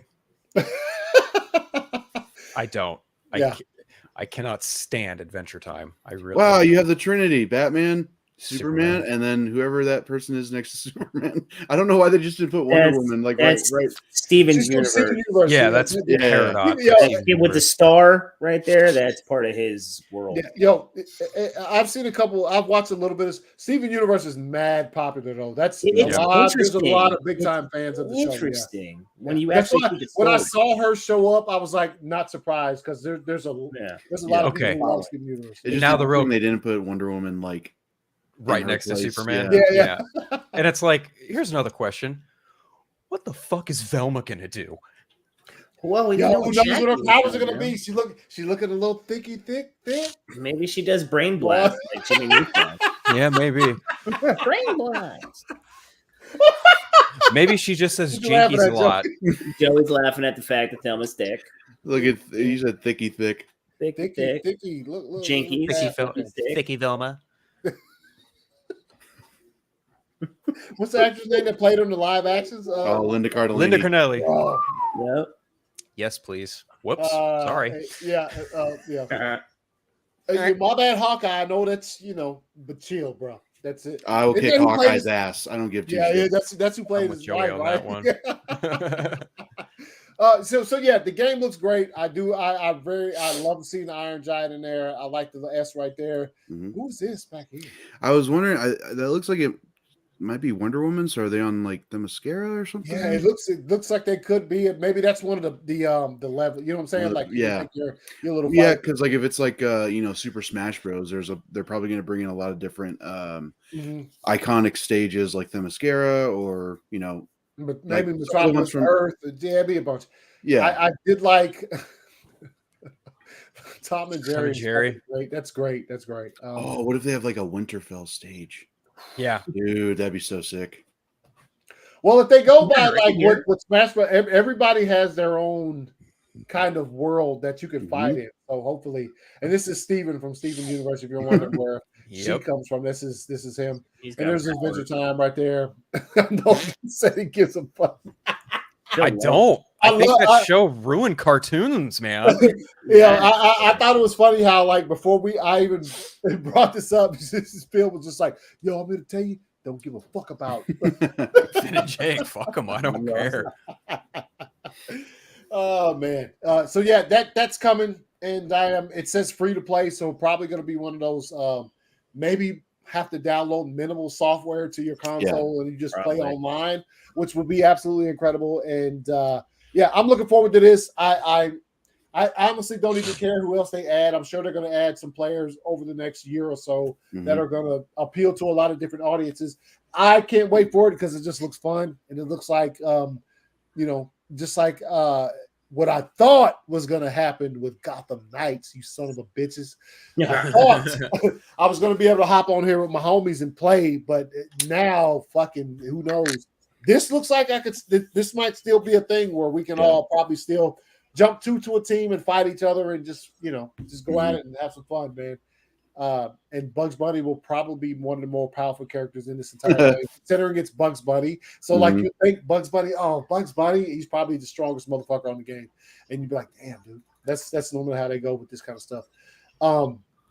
But yeah, so the game comes out soon. It says there's a beta coming out this summer, so everybody get on that and let them know what you think, so they can make improvements where improvements. Also, the beta's this summer, and then the full game will probably be like next year, or maybe towards the end of the year. Who knows? It just said some kind of beta shit like going on in the summertime. So, yeah, okay, yeah. So who knows? So yeah. If you play the beta, give them all your feedback so that who's making this game has the opportunity to see said feedback and make improvements where need be, or don't make improvements. Let them know what's ass. Yeah, let them know what's fucking trash. What they need to Here's fix. an improvement. Take out Finn and Jake. They're probably not. There's a lot of fans of that shit. Yeah. You're right. Oh man. So this leads us to it's been a good show, and this leads us to something that I did want to talk about, which is the main topic of the show, is that 2 years ago on this very day, something was announced that a lot of us fought for and believed could happen, even though a lot of people said it was a pipe dream. They said there's no fucking way this could happen. There's a lot of people who were naysayers out there, and I think on this day was kind of it was, and I need to find my video, because look, when this was announced, I'll be full transparency, May 20th of 2020, I didn't know any of y'all at all. Like, I didn't know a lot of the people. Like, I wasn't even live streaming at the time. I was just, my videos on my YouTube channel were pre-recorded, which is my reaction to this, which is fucked. And I'll share it real quick before we really get into Vero at the time. Like, I was set up for this. I had my laptop, had the Vero feed on it with Man of Steel and shit. You know what I'm saying? Like, the feed. And I had my phone just ready for if I had a delay in my feed and somebody was going to drop something like, ooh, they just said this. So, like, I was ready. So, right as Zach is about to do the thing that we're about to watch. Oh, no. I lost my Vero feed. So, I had to close it out and open it. When I opened it back up, it was already up. It was what you're about to see was already up, and I was like, "Oh shit!" And I was excited, obviously, like probably everybody else. But so this, let's see, let me get it to the. That's when he did the Man of Steel watch party, right? Yeah, it's the Man of Steel watch. I watched that whole. I remember being home for that, watching the whole thing. Yeah, I was like, I think so. I don't remember that day a lot, really. Okay, relax. All right, so here we go. Like I said, this was the main topic. Like, I already knew I was going to do a show today, and I was thinking, but once I realized it was the 20th, I was like, yo, this is the pinnacle. This is like, and it's good, like, even seeing Joey and the rest of the people who are on this panel that I'm about to bring up, like, seeing this actually take place in real time. And you for years you tweeted it out. It doesn't matter how many times you did it. It doesn't matter what you did, as long as you supported the movement and you said, yo, release the Snyder Cut, man, because we needed to see this, and we all know that the injustice that was done to us in 2017 when it came to the Justice League. And so, like, this was a thing, and I think if I ever get a chance to actually talk to the guy, I genuinely thank him for this, just because the dude did a lot, and he teased some stuff, and he didn't know whether or not he'd ever get to show his vision until the time came. Obviously, he had to skirt, like, he couldn't tell you immediately. He had to build some things up and get some things together, just because, Toby was out there like, just release it. Don't even finish it. Just put it out there. No, that's not going to happen. Not on Zack Snyder's watch. Noby. No. Toby Emmerich. Yeah, Noby. Noby Emmerich. Nice. Not Moby. Yeah, that's basically what Zach said was no, not going to do that. What I'm going to do is, if HBO Max wants to give me this extra stacks, I'll finish this and it'll be absolutely phenomenal, and you will never have anything better on your fucking streaming service, which is absolutely the case. So without further ado, here is here's the old stream that popped up, dude. And I remember distinctly watching Man of Steel with them, and after it was done, Zach, Debbie was already there. Zach, obviously, you see the looks like a little notepad next to him or whatever, and he starts talking, and then all of a sudden, here, let me see if I can go back to when he brought him on. Hold up, let's see. Henry Cavill. Oh, when he Yeah, brings Henry. oh, dude, that's when I almost lost my fucking mind. Like Yeah. I was like, wait, what is he Yeah. doing? It was like in the last 5 minutes of the movie. okay. So here we go. So this is Zach and Debbie. Why does Zach look so disheveled, bro? He's just like, yo, I've been up for 17 days, but I wanted to bring y'all this. All right, so here we go. They would have been. They would have been kind of fun. They're just like, we've both seen this movie 17,000 times. So let's it's supposed to be like a commentary, but he's just still so enthralled by his own This is movie. like what I was saying earlier. Like right up the street is where we shot that in sequence.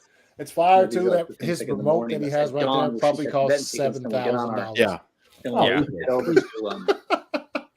It's just got his own theater inside of it. To the dishes, and we'll do this sequence. This was our last. This was our last This day. was our last day of shooting. I remember that. I remember when he spent time on the hot dog truck thing. Yeah, the hot dog truck. That was a good hot minute. And why wouldn't you? I just happened to have off this day too. Out there, we had champagne. This was right before I went back to work. Yeah, I happened to be off because this was on a Wednesday. I think it was like Yeah. we were working. Okay. This much. Small amounts. Because I didn't have a YouTube channel yet. I think I was just creating a YouTube channel at that time. Yeah. And then this guy is monitoring Superman. Is he really Swanwick? I don't know. That's we so know fucking, now. Yes, that's dope, dude. That's so fucking dope. He's telling you then. He's like, ha, ha, ha. Yeah. Y'all motherfuckers get ready. I like when he was announcing it. Not like I picked up on it, but people picked up Hey, on it. I was like, whoa. That's when you knew. That horrible mustache. Oh my goodness! What's that? Who's joining us? Hey guys, thought I might crash your little watch party. How you doing? Crash your little watch party. Really good. I'm looking at I don't know if you're synced up with me, but I'm looking at you and Ma Kent at the what are you gonna do? What's your plan? Oh, nice. In the cemetery? Yeah, are you gonna like maybe get a job at a newspaper? Oh, something like that. Somewhere I can keep my ear to the ground. It's fine. This is fine. It's all. That's great. Oh yeah, and then this baby Clark and his baby Clark and his dog. That was me running around the yard with trying to get that dog not to bite me on the ankles when I was running. He was biting me a little bit. He's biting the kid, which was pretty funny. Just, I mean, not hard, but just enough where he was it's like hurting. Yeah. Not like no blood was shed, but it was enough to like. Henry was also like, bro, can let me someone wear tell the this dog same I'm blue trying to do tank my top thing that here, and the dog keeps attacking me. I was like, oh, it's cool. It looks great. Right. But yeah, it's good fun. He wanted to show up his how you doing? shoulders. I'm good. Yeah, I thought I might show you guys where I've been hanging my cape for the past few months. I'm good. I'm just working through isolation really, and using things like this to entertain myself. Oh, nice. Nice. Oh, sorry. I was like one of my favorite shots of the tie. Remember, we had to put a wire. So we had Henry on like some sort of rig, and then we put a wire in his tie so it could stay flat. We wanted to get that. That's funny. That's tie funny. shot. I can remember you going like, "Geez, okay, fine." Yeah, you kept coming back and be like, no, how about now? How about now if we just tilt it just a little bit? And I was like, really? How is it not flapping anyway? But, yeah, it's that was we were on a bike for some of those shots, but then we were on a special rig for others where I wasn't even. Yeah. Right? Then you were just really on the bike for some of them, and we had that. We had this really kind of hilarious like fixie, those kind of. Hipster. Were you guys yelling at the TV while this was going on? Like, you fucking announce it already? Oh yeah, we were. Because I was like, motherfucker, stop honey dicking. Yeah. Let's go. Those up to big bridges, and I was like, really? Can I get a real bike? Does Clark have to be this cool? Oh, the glasses here. Oh yeah, the glasses. This is the first glasses. Look, that's pretty cool. Yeah, we went through quite a few glasses. Look at what does that mean? Welcome to the Man of Steel. That's pretty awesome. Yeah, that's a good fucking fire movie, dude. It was actually a lot of fun to watch that again. It's been a while, and I do really like that movie. Yeah, I love that. A lot of What fun was your memories. What was your favorite scene to shoot, Henry? Favorite scene to shoot. Sounds like a reporter. Yeah. My favorite scene to shoot. I don't know. I mean, it's tough to say to shoot because I have fond memories of shooting all the scenes. That was a massive part of my life and a big fulcrum point. But I think what I loved watching the most was that really cool moment where Soups gets up after being floored by the world engine and just slowly standing up through the gravity beam and then just That's nails fire. it. That turned out really, really cool. But there are so many cool scenes in the movie. It's tough to pick just one. Yeah, that's an amazing. I agree. That's an amazing scene. I really love it. So yeah. How about yours, Debbie? Zach, what was your favorite scene to shoot? My favorite scene to shoot, I think, although it was also the hardest, was the Smallville battle. I think that was the most exciting to see all that stuff happen. But I also remember it was like 100 and like Zach some odd degree. It was really hot. Getting the screen ready back there. For me, but you guys were all in those suits, and I remember the cooling systems that we had to stick in because it was dangerous at one point. We had to keep you guys cool. But it was just exciting to see that come to life and to be in the town. I think it was literally 100 degrees, and you guys were in basically wetsuits. I remember Zach put the remote back down. Debbie was like, "Okay, let's move that back." Sleeve of his suit and sweat, just AKA gushing out. Yeah, a garden hose of sweat poured out, and I was like, "Oh my god, that's It was very, very hot. I remember everyone trying to usher me into air-conditioned rooms in between setups and takes. And I was like, guys, I've got to stay one temperature. If you keep on getting me cool, it's going to be miserable for me every time I go back into the heat. Let's see. Cool. I didn't even know what Zoom was before, Yeah, now everything is Zoom. Now you can't not Zoom. Yeah, I just thought it was moving quickly. Brent. I Zoom with you upstairs to like, hey, a sandwich. The Zoom, as opposed to Chris, what up? What up? I think it's just gonna take him a bit to get everyone. Hang on, everyone's coming up. Slowly but surely. Yo, who was letting them in? Hey, everybody. Hey, how you doing? Guys. That guy looks What up, Joey? In the house? What's up, guys? How you doing? Hey, Joey. Zach, Debbie, Henry, it's great to see you. You see my eyebrows just there? Awesome. Yeah, That's when hey, Joey, how you doing? You're like, Yes. I'm fine, Henry. How are you? Definitely. I think I just farted. Think okay? Yeah, it was pretty close. Give or take. Yeah. Hi, Give or guys. take. Yeah. Damn, I was like, man. what is he talking about? Mask come up in there looking like a. Well, you know what I mean. Them trying his 300 helmet on. He's like, Oh yeah, no. I was there were things you were talking about, and I was like, I'm definitely in the wrong place. Okay. Well, I did jump around. Sometimes I would see something. Look at Brent with his. I go, hey, that reminds me of something that happened. I just noticed I'm sure if you tuned in. Brent pulled up the cup with the wait a he minute. had Superman in the front. What the hell is he talking about? He's insane. He's lost his mind. I just wrapped up that hot dog truck. North. Yeah, North in the I house. don't know. Let me just see. I'm in a grid setting, but I don't know if I see every single person. There's Henry. There you go. Swipe over. Like, Swipe? Really? yeah, just try it. You're making me nervous. Hello. Oh yeah. Hi, Okay. guys. A second. Bro, you know what? It's We're on the iPad, so not everyone fits on one page on the iPad. So Yeah, same here. thank you guys for joining us. Yo, before Thank you for having us. Thank you so much for having us. Thank you for having us. before Danielle said her question, Cavill, Ohio Dave was on Twitter like 10 Thank you minutes very much. before, I really like, appreciate yo, Danny, what Yeah, you gonna well, ask? Yeah. I remember seeing that.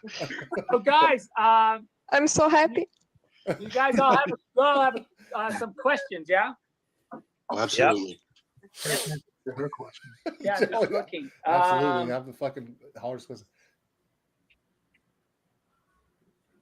Oh yeah, so Fucking Snyder's always so broken when he talks.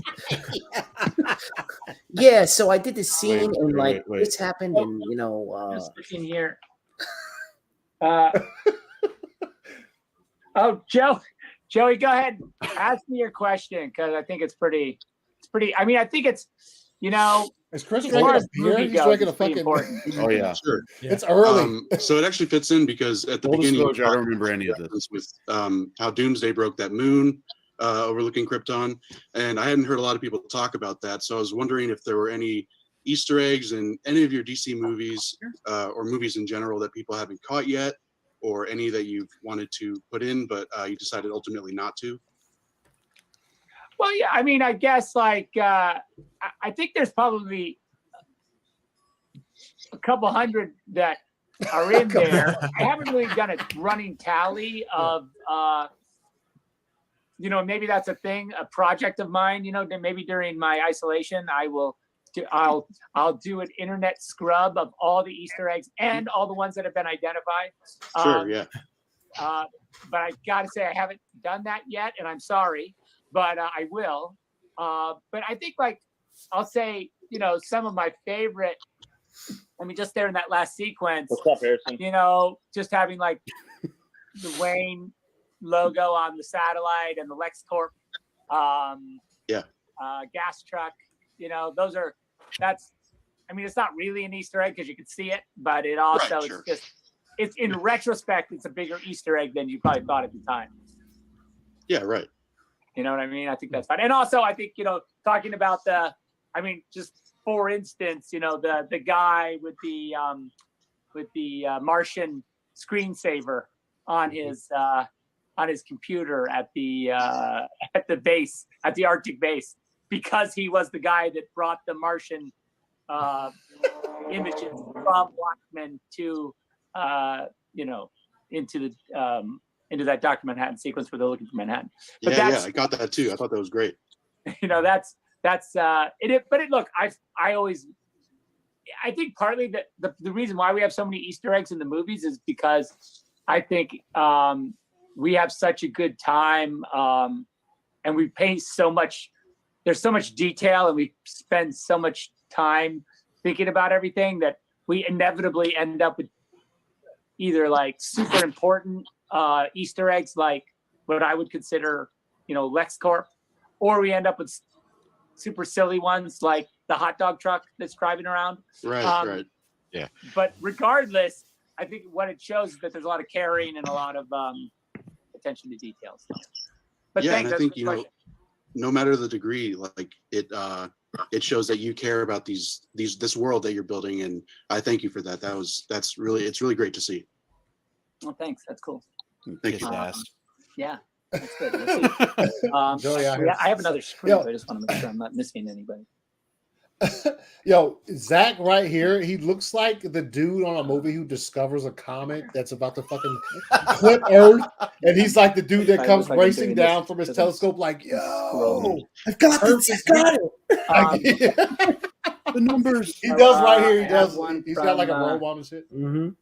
Dude, when he did that just then, when he took forever to say my name because like he was trying to look at like the questions, in my head I was like, "There's no way he chooses me first." Chris. Yeah. And I was like, "Okay, I need to know how to talk." My favorite character in Man of Steel, or one of my favorite characters, is Jonathan Kent. I thought that Kevin Costner was perfect in the role of Jonathan Kent, and what you've already said before about him bringing sensitivity to the role, and being a father myself and listening to his dialogue, which I thought was perfect. Everything he says in Man of Steel and Batman v Superman was wonderful.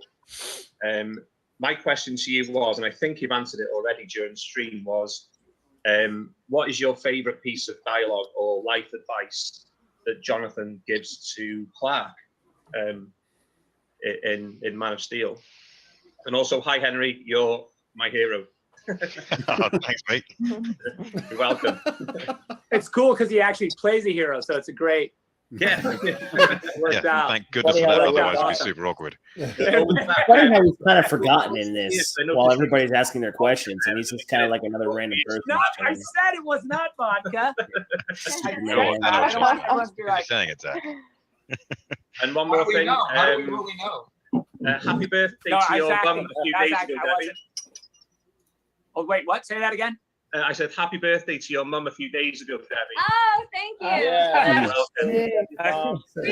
She might be watching right yeah, I now. think she is watching. She was here in March because she lives on the East Coast, and because of the quarantine, we're like, you're not going back, you're staying here. So it's been nice having her. Yeah, she basically is, she's in like a weird prison with us. So Nah, she's enjoying it, spending time with the kids, and she's been cooking. So we've gained, like we say, it's like it's ridiculous. the quarantine 15 or something. It's the quarantine 15. That is right. That's what we have at the hospital. And also, Zach, before you answer the question, I just want to say thank you so much for your movies and connecting me to the most wonderful people in the world. You are a true hero of mine. Thank you so much. I can't thank you enough. That's kind. Thank you so much. You're welcome. And I guess, yeah. And look, I feel like I was saying, I feel the same way about Jonathan Kent. I think Yo, what up, Kevin's Sickness? What's good? Appreciate you dropping work through, is, man. like We really just reliving humanizes the him moment, in homie. an amazing way. And actually, I think Kevin has this kind of simple, a really earnest and beautiful way about him. He's also an amazing athlete. I know this is an aside, but we would throw the football or on set, and I like to throw, whatever object is around. And it's just nice. It's always fun. It's like Field of Dreams. I was like, this is awesome. Throwing football with Kevin Costner is kind of cool. For me, I guess being just, growing up, Yeah, that'd be fire, pretty dude. cool experience. But again, like I said, when I was watching the movie, I don't know if you guys have noticed it all, but Danny's connection kept like going in and out. Yeah, I remember. Yeah, no, I remember Just she the way kept he said leaving and you are coming my back. Yeah. So it's like, dude, she had the question. Can you imagine, Really, had she not been there, like when it was her moment? You really Oh. feel it, I always feel like this whole thing, and maybe because we have adopted children, it is this great story. Also, about could you imagine family. knowing you're about to And, ask that question to me, for at like the the end, it's viewers, Clark not just the makes the people on the, choice but to you know adopt that us for as his everybody family, watching, you're about the to world's put that humanity. question out there. I think it's really Imagine like, beautiful, so and Anthony that's had a why question. this Yeah. story, Yeah. it's such a personal, I think, story for me. Definitely. One of my favorite scenes as well is at the very end, and he's and Henry is overlooking his dad's, Superman's dad's grave, and Martha says, "He saw it, Clark, believe me." And then it cuts to a scene where Jonathan Kent's watching him with the red sort of cape on his back, and the typical Superman, the Superman stance. It's just magical, truly magical. And I always look at it and think, did my dad look at me like that when I was little? And now I look at my children, what are they going to be when they grow up? And it's truly amazing. Every time I watch it, it always gets me in there, right here. It's a story for That's generations. awesome. Definitely, yeah. Yeah, that's awesome. That's good, because that was, when you make a movie and you have a moment like this, and you have this idea, for some moment where that might be a thing, and the first time you sort of talk about it, or you make a note, or you do a doodle, and because hopefully as a filmmaker, or an actor, or hopefully an audience at the same, in our relationship that we all have with each other, you feel it that first time, and when you feel it that first time, you have to go through a process to make it real, right? And I think that that process of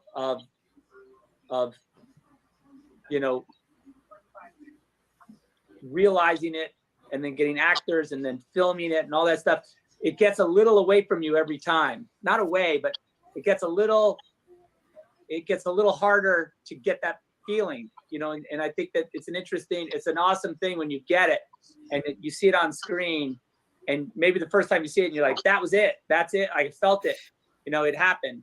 And then when you talk to someone who's never seen it, or had an experience with it at all, or had it, had to go through this ladder of events to get it onto a screen in front of them, and they feel it, it's a really cool thing, because you're like, wow, okay, like it worked. You know, like the process worked. It didn't fail me, which Definitely did. I'm not saying that it doesn't, that it did every time, but it's pretty cool. All right, who else? Who else? Is this it? Can't remember. No, Danny. Yeah. Sylvia. No, she's the very I'll last say your name? question. He's the very last question. Yeah. Okay. Hey, how are you? So I guess I don't really know. In the other sequences, he's not. It's like there's like a formalized. Pretty much before you see the. But because there happened to be an S shield on the chest, and there's something which lives in our psyche down to pop culture and what Superman represents, that carried an. I think about it like he like a diary that he wrote to his son, right? Like a love letter, like a love. People, they are amazing people. Appreciate you guys are amazing human beings. Thank you. Where's Danny? Is Danny there? This is it. Oh, here it is. Hi. Hello. Where are you? Another stream. Hang on. Can you hear Oh, me? he's having to scroll there left you and are. right to see everybody. They're on the iPad. Yeah. Close up. Yeah. Yeah, I have problems with the audio. Oh, where are you? I come from Chile, Oh, perfect. like I love it. south, far Yeah, south. south of here. South of Kind Chile. south. I get on the Yeah, Harbor I- Freeway and keep going. Yeah. So, yeah. She's like, okay. So, I have a question Yeah. that is the mother of all our questions as a fandom. Oh, really? That's serious. Oh, geez. Oh my god. I'm scared. I'm scared of it too. Yeah, Yes. me too. When will you release the Snyder Cut? Bro, I remember when she said that shit. I was like, fucking There it let's is. go. Yes. Is it Yes. us releasing this? Yeah, when will I release it? Don't cut the stream this time. Yeah. Yeah, that was good because he did that. He did I that. forgot Did I it with said BVS, that. yeah. I forgot I said that. Wow. You know, I'm not 100%. You know, me personally, I'm not really and I've said it before, I'm not really in control of it necessarily, right? Like, I mean, I've said it exists, and Look at Henry right now. He's just like, been very nah. clear with my, like, what Let's be real. what I did. He's like, Zach, with it, tell the people. you know? Yeah. And, but Man. you know, it's not really up to me per se. If it was up to me, I would have probably already like left it on a thumb drive in a bathroom somewhere. Yep. And Yeah, because you know people like picking up thumb drives in bathrooms and putting it well, down. not anymore. Not anymore.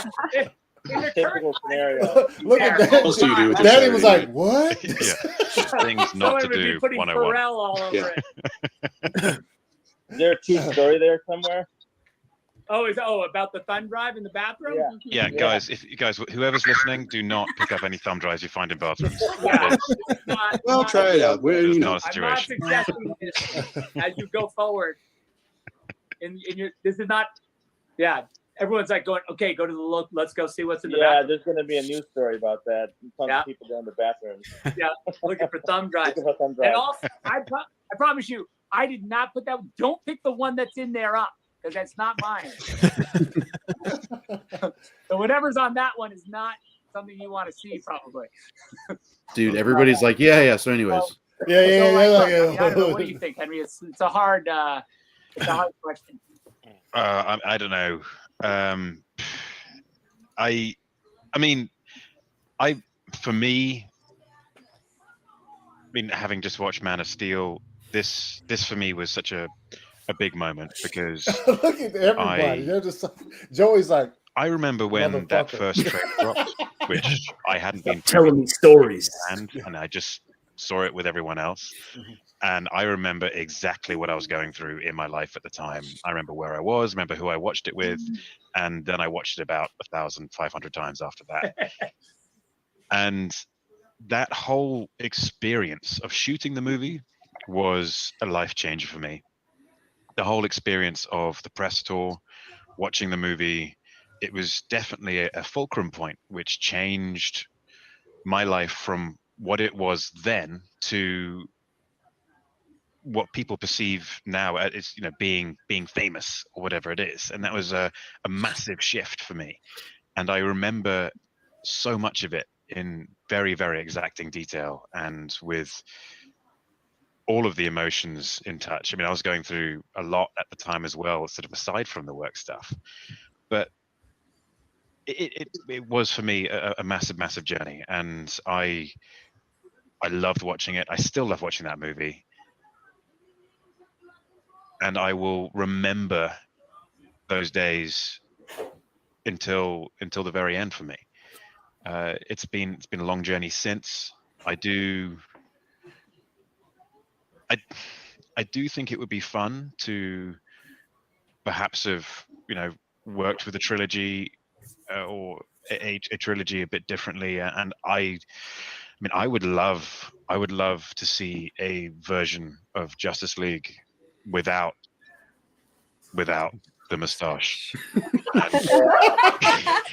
shit was cool because Would it be okay if you had like, I don't know, like the innovative version of like from the Reign of Superman, where he rises up and has little long hair and also a full beard? Would you be okay?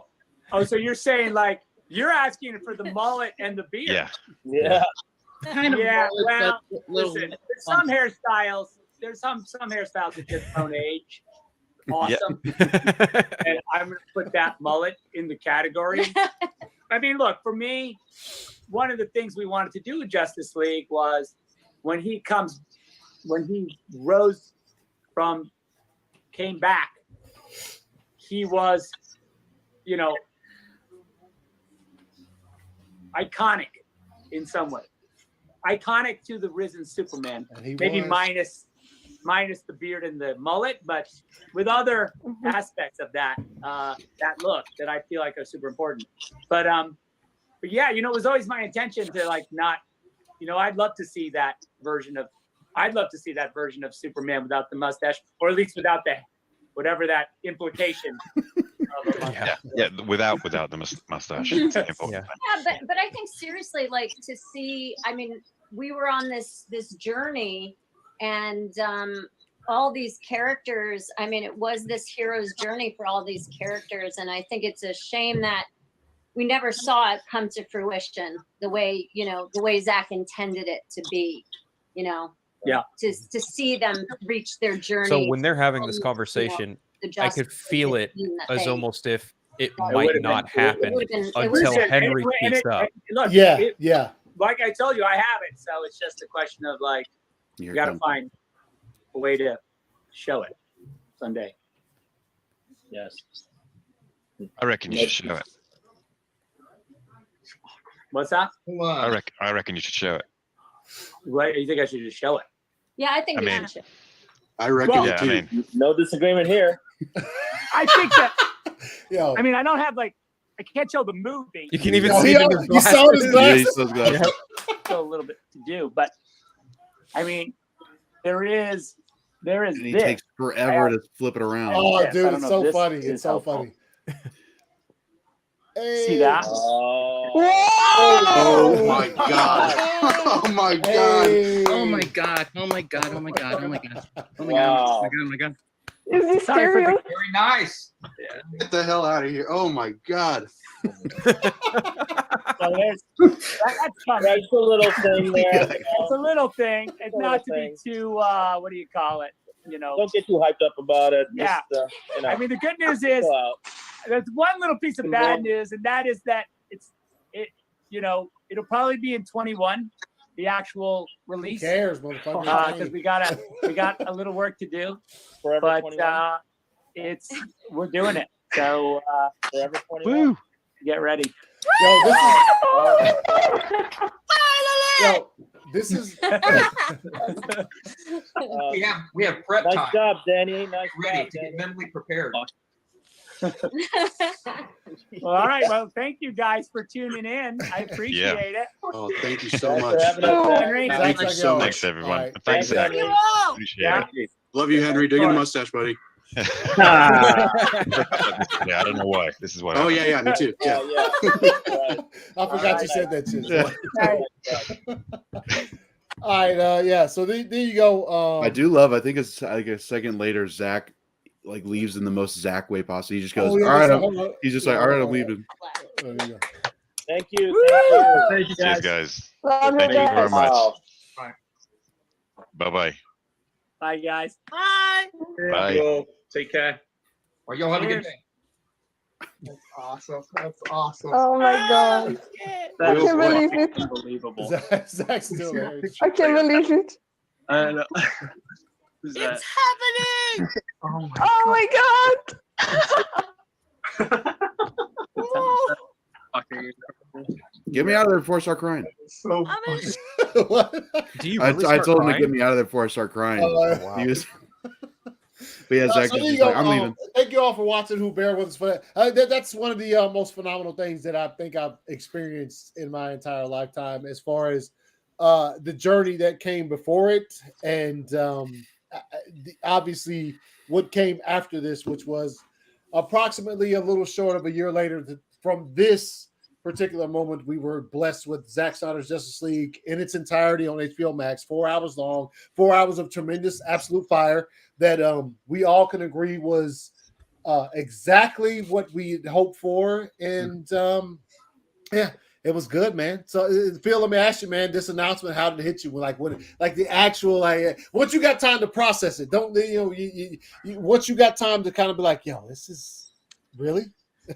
So for a long time, I really wanted, and I still do want to be a filmmaker. That's one aspiring dream of mine. I went to college for it, and I went back to school again to get my computer science degree. But that is my ultimate goal, is to be a filmmaker. And Zack Snyder is a huge reason for that, because if not for his films, I would have never taken myself out of this narrow-minded view of comic book films need to be a select certain way. And that's not even due to just how Marvel Studios did their stuff, but it was also his films that really resonated with me from an even younger age, because when I was 17 and first watched Watchmen, that was really when I got a sense of what his style, what his sensibilities were. And so by the time 2019 came around, my view of what had transpired with the Justice League film was vastly altered in a lot of ways. I had found the Snyder Cut community and a couple people in it, like Maximilio and a couple other people, but definitely Max in Italy. Like, he's the one who really I started talking to a lot more and really finding out a lot more about what was going on with the Snyder Cut. And that's really kind of what opened my eyes to how filmmaking really is a much bigger thing than what, average moviegoers and fans really kind of get the perception of online. So when I started advocating for the Snyder Cut, it really became kind of not necessarily a double-edged sword, but it really showed me which of my friends I had made online were there and were respecting of that, and which ones were really kind of utilizing it as something to talk about, just something to be known for, you know what I mean? But when time came, and when, being kind of a short filmmaker myself to some extent or another, like I have a ton of written stuff that I have yet to publish or yet to film myself. But when that announcement hit, I couldn't have been more happy for Zack Snyder, because if you put yourself in his shoes, say you make something like that, and then the studio you're working with kind of double crosses you, takes you off project, but does so in such nefarious means by being the daughter as a blanket cover for really kind of pushing him out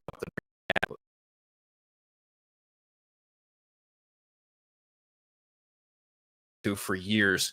As a fan of Batman versus Superman, as a fan of Man of Steel, like getting belittled and berated for liking those movies, and then having that announcement come, and then also having that movie be as so well regarded as it is nothing more than vindication for me personally, because I love all three of those movies. I think that they've changed comic book cinema forever. Like, there will never be anything like those three movies.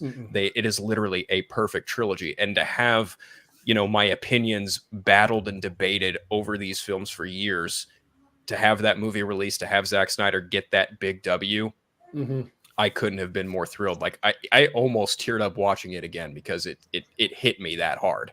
And, you know, without this community, I'd still be kind of a narrow-minded shithead. I'd still probably be talking shit on the internet to a bunch of other people instead of pursuing things in life that make me happier like I do more often now. Yeah. Now you're our shithead now. Yep, I am. Now, I feel you 100%, man. It's almost like, you know, when I found the community, it's crazy because, you know, I was obviously, Man of Steel is so high up here for me, it's ridiculous. And BVS Ultimate Edition is also way up there. It's a thing to where, like, when I finally, and like I said, when I saw this thing that we just watched, I wasn't doing live streams. All of my content on YouTube was pre-recorded. It was like reviews and reactions and things of that nature. And so, like, I didn't know, obviously, like I said, I didn't know Joey and Neil and Phil. I didn't know you guys yet, but also the four nerds, none of them, I didn't know them. I think when this happened, the only person that I knew from the fandom was Meg at that point in time before I met everybody else. And so, like, this came at it, like, it hit so hard. Just it is. And like Phil said, it is. It doesn't matter what you did. You could literally just get online and scroll just a bit and you'd find somebody fucking just destroying BVS for whatever reason they found that they could find to do with it. They were just shitting on it. And then you look a little closer and you'd be like, well, your reasons for shitting on this are not valid. But it's hard to argue that point when it's just me trying to argue against somebody else. But once I found the community and once I found that there was a larger, like, group of people who were just felt the same way I did, which was very, very, like, dude, it's awesome. It's awesome to find more people who feel the same way you do about something.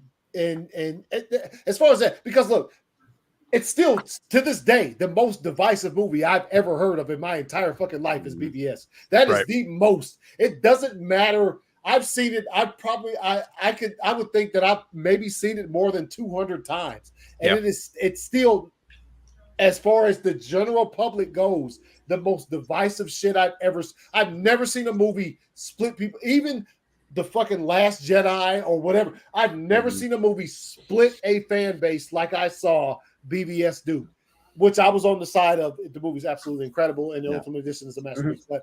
So that's like this is exactly what you just said, Phil. It's a vindication. It was just like once he got to announce it, I think he, you know, it looked as though, like I said, he looked like the token dude from a natural disaster movie who discovers the comet. He's like, oh my god, his hair was all in a mess, and he had his glasses crazy, and he had on a robe or whatever. But I think I'd like to think that once he cut the feed, that he looked at Debbie and he was like, yo, we did that shit. You know what I'm saying? And they probably shared a hug or whatever they did. And I would like to think that they did and just were like, all right. Must be nice.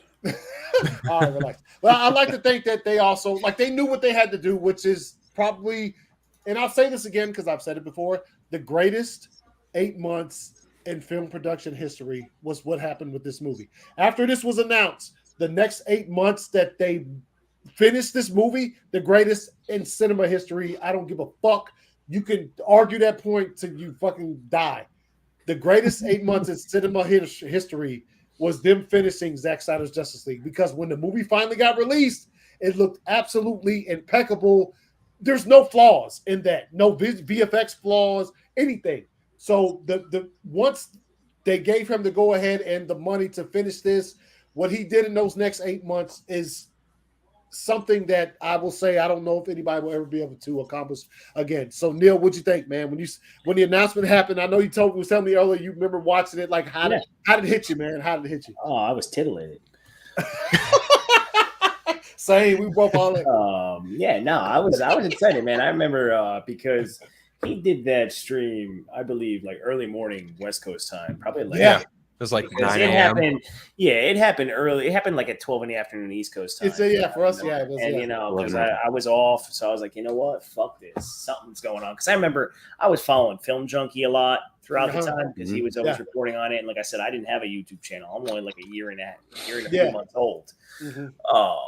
And I was just like sitting there the whole time. I'm like, am I really gonna sit through this? I'm like, because there's really nothing of excitement to sit through when someone's talking over a movie. You know what I mean? But the whole time, bro, I was sitting there just intrigued because you knew something was gonna happen. You had that feeling, that aura, and then here you are getting excited about a single individual talking about a fucking movie, waiting for him to announce something that, you know, is it a big deal in life? No, but for entertainment value and for what people believe in, what they love, and all these different passions, here you go, man. This is like an event that you'll never get to live again. Now, as you're talking about with cinematic history, think about it. To the common person, and you say common, you're like, what do you mean? Well, common, you know, people that don't pay attention to this kind of genre or any kind of like any of this stuff, they'll be like, what's so exciting? Well, you just saw, like you said, cinema history. You saw something happen that you can never get excited about again. I mean, think about how many YouTube channels came off this entire thing. Yes. Okay. Think about how it actually inspired people. You're talking about how you wanted to argue, you know, like get your point across about BBS, say Man of Steel, all these kind of things, and you're hearing all the hate and this, that, the other, and then all of a sudden you have Zack Snyder coming in with all these wins and all this, and then you're able to create your own new universe. You didn't know any of us, I didn't know any of you, and now here we are talking like we've known each other for years. Yeah. On some of this stuff. So this event had many levels, I'd say, to it. Not just in cinema, just in creation, in a way of bringing people together, even though it might have divided. I think that's probably together too. So, that's probably one of the biggest dubs that came from that is the fact that we're here. Yeah, it's Friday night. It's dogs are going fucking nuts. Yeah, it happens, man. It's almost 10:20 real time. Yes, it is. Oh no, real time is almost 9:20. So, but it's real time's 7:18, sir. Oh shit. Okay, this is where the two of us can join forces. And be like, no, you live in ultra fake time. Sorry, my friend. But there's a reason why we're. I would say that besides other things that us as just us four love at the same time, I would say that at the ground level, that's the start of it. You know what I'm saying? That's the start of how the fact that we're here right now. Like I said, whatever time zone you live in, we're chilling. We're drinking. I've had a couple sips of beer. And I've no deals to drink some beer. We're all fucking hanging out. We're talking about memory. Like there's the fact that we are here doing this. I think in no small way is because of this movie. You know what I'm saying? Like that has a lot to do with the fact that we're here right now. Not to say that we would never have met if this had never happened, but the fact that this did happen is a big part of the reason why we're here, and that I have you guys to come on here on Fridays and hang out with me and World's Finest and all this other stuff for those, like all of the stuff that all of that stuff. Really, the birthplace of that is hold up, let me. Well, it's what happens when someone has passion for a project. It's this thing right here. This right here has that's so that's why that announcement is such a huge thing and why it's you know why we all feel the same way. Obviously, Joey, I know how you feel. You were on the stream. You got to ask Zach a questions. You know, Zach. You got to talk to Henry Cavill, dude. You got to talk to Superman. Yeah, Superman was like, "Yo, what up, Joey?" Joey was like, "What's up, man? My beard." So yeah, so that was the main thing with this show, with this week's show in particular was it's been 2 years and I'll never forget it. I'll never ever forget just the entire vibe around that entire thing. It was like a week before it happened, you had fucking Grace Randolph like, you better make sure you're watching that Man of Steel watch party. And I was like, what the fuck is Grace? And that was before Henry, or not Henry, but that was before Zach was giving Grace these exclusive interviews that we saw. We're like, wait a minute, what?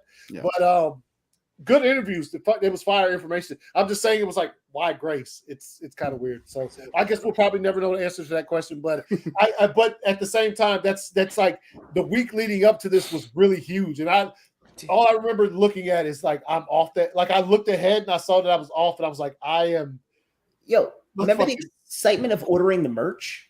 Oh Yeah. man. I mean, when that was coming out, like how that shit was. I Dude, remember that Zack Snyder's Justice League mug, the white one, I use that all the time. It's dude. I think the biggest one was the hoodie and the t-shirt. I got the hoodie, man. When when he put that up, and that was before the announcement, he just put it out there, and we were like, this has to mean something. But at the same time, all he said was, "Here's this. It's on Ink to the People. Order this. Donate for AFS."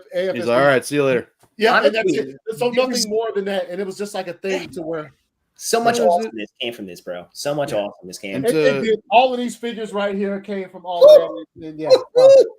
So, I know. Go ahead, Joey. I was just gonna say, kind of to build off what Neil was saying. What everybody's really been saying tonight is like, for me, I get like, I'm just like Anthony. I didn't know any of y'all. I didn't know anybody, and even just being on that stream, I didn't think anything was really going to come from it. But then, I didn't think I was going to start streaming or anything. And then, like a few months later, Anthony and Meg reached out to me, and then that started our show. And then, I started being a regular on here, and it's just like it had that snowball effect on me a little bit of just like, it's like, wow, things didn't just end that day, or they're not going to end when this movie comes out. There's a certain level of power that this community has, and that it can, like with World's Finest, introduced me to some of the best friends I've ever had. And and then coming onto this show and meeting you fine gentlemen, and like we've been saying, we can just talk. We don't have to exactly have an agenda to talk about. We can have a list, but then we can go on tangents or just hang. It's just like we're just hanging out like at a bar or something. Like it's just it's just a good time. He opened the door for I guess you can say I can't think of the word, but the communication factors for people. He opened an entire universe for people to just come and talk without it just being about Zack Snyder's Justice League. You can go all over the place. But he created an entire world almost without even trying, just with his passion. That's what happens when you have proper passion and you just want to be a good person and do what you want to go do and love it. And then all of a sudden people start to follow you. Yeah. And that's kind of how that goes. I think, and I don't want to speak for him, but I think he would be pretty proud to know like that's kind of part of his legacy. And it's like, it's not to like one up a director or anything, but it's like what other director or, can you think of that's done that started, like this again, doing this. Anthony's almost at 100 shows. Like it's insane. It's he'd probably be very pleased with himself to know like, oh, cool. It's a technical moment if you were able to get all the people to say like, yo, you inspired me to do this. You think, really? Yeah, you did. You just don't realize now.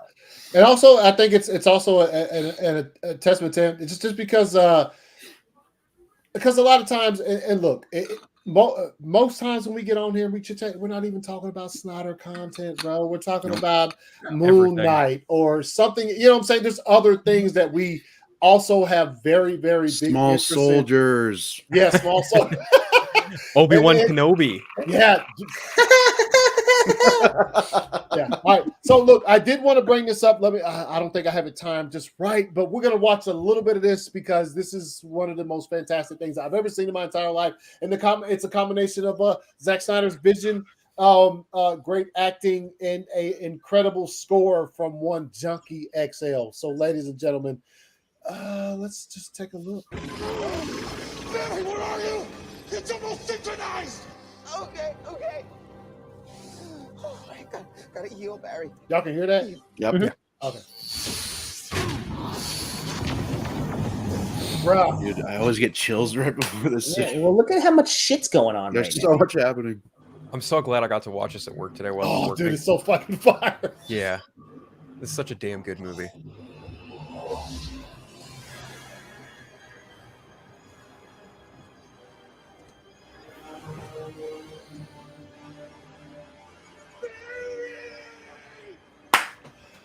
Bruh, this is so fucking fire, dude.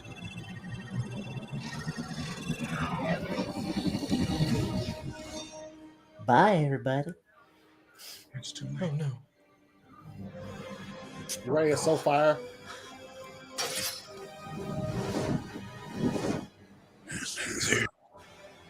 Dark Kneel. Here it is.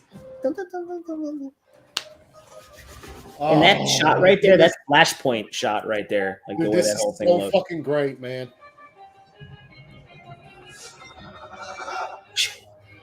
Go, bitch.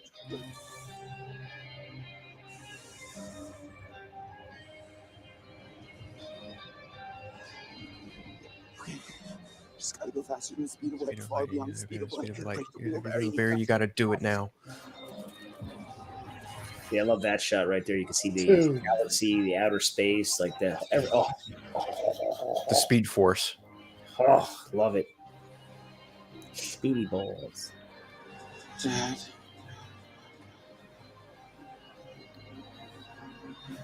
Whatever happens, I want you to know. I didn't do anything bad in Hawaii. Okay, relax. It was just good. That's for the best.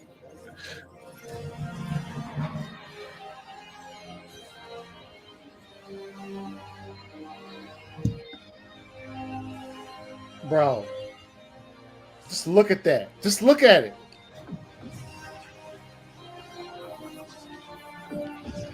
The ground is forming beneath his feet. Dude, Cosmic. fucking look at it. Just look, dude. He's explaining how he's running back time right there. You know, and some people say, I don't get it. I don't get it. How's he doing that? Which, by the way, Oscar-winning scene. Yep. Yes. Sorry, hate to break it to you. Yes. Oscar winning. Yes. Academy Award winning scene right here. Mm-hmm.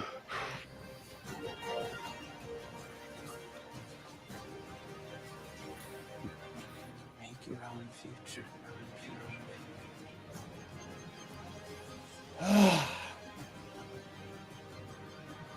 Make your own past.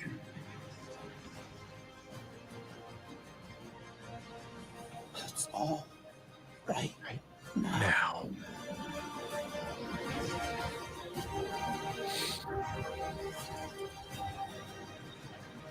Like when you see Cyborg Skull when it's like So gory. Yeah, dude.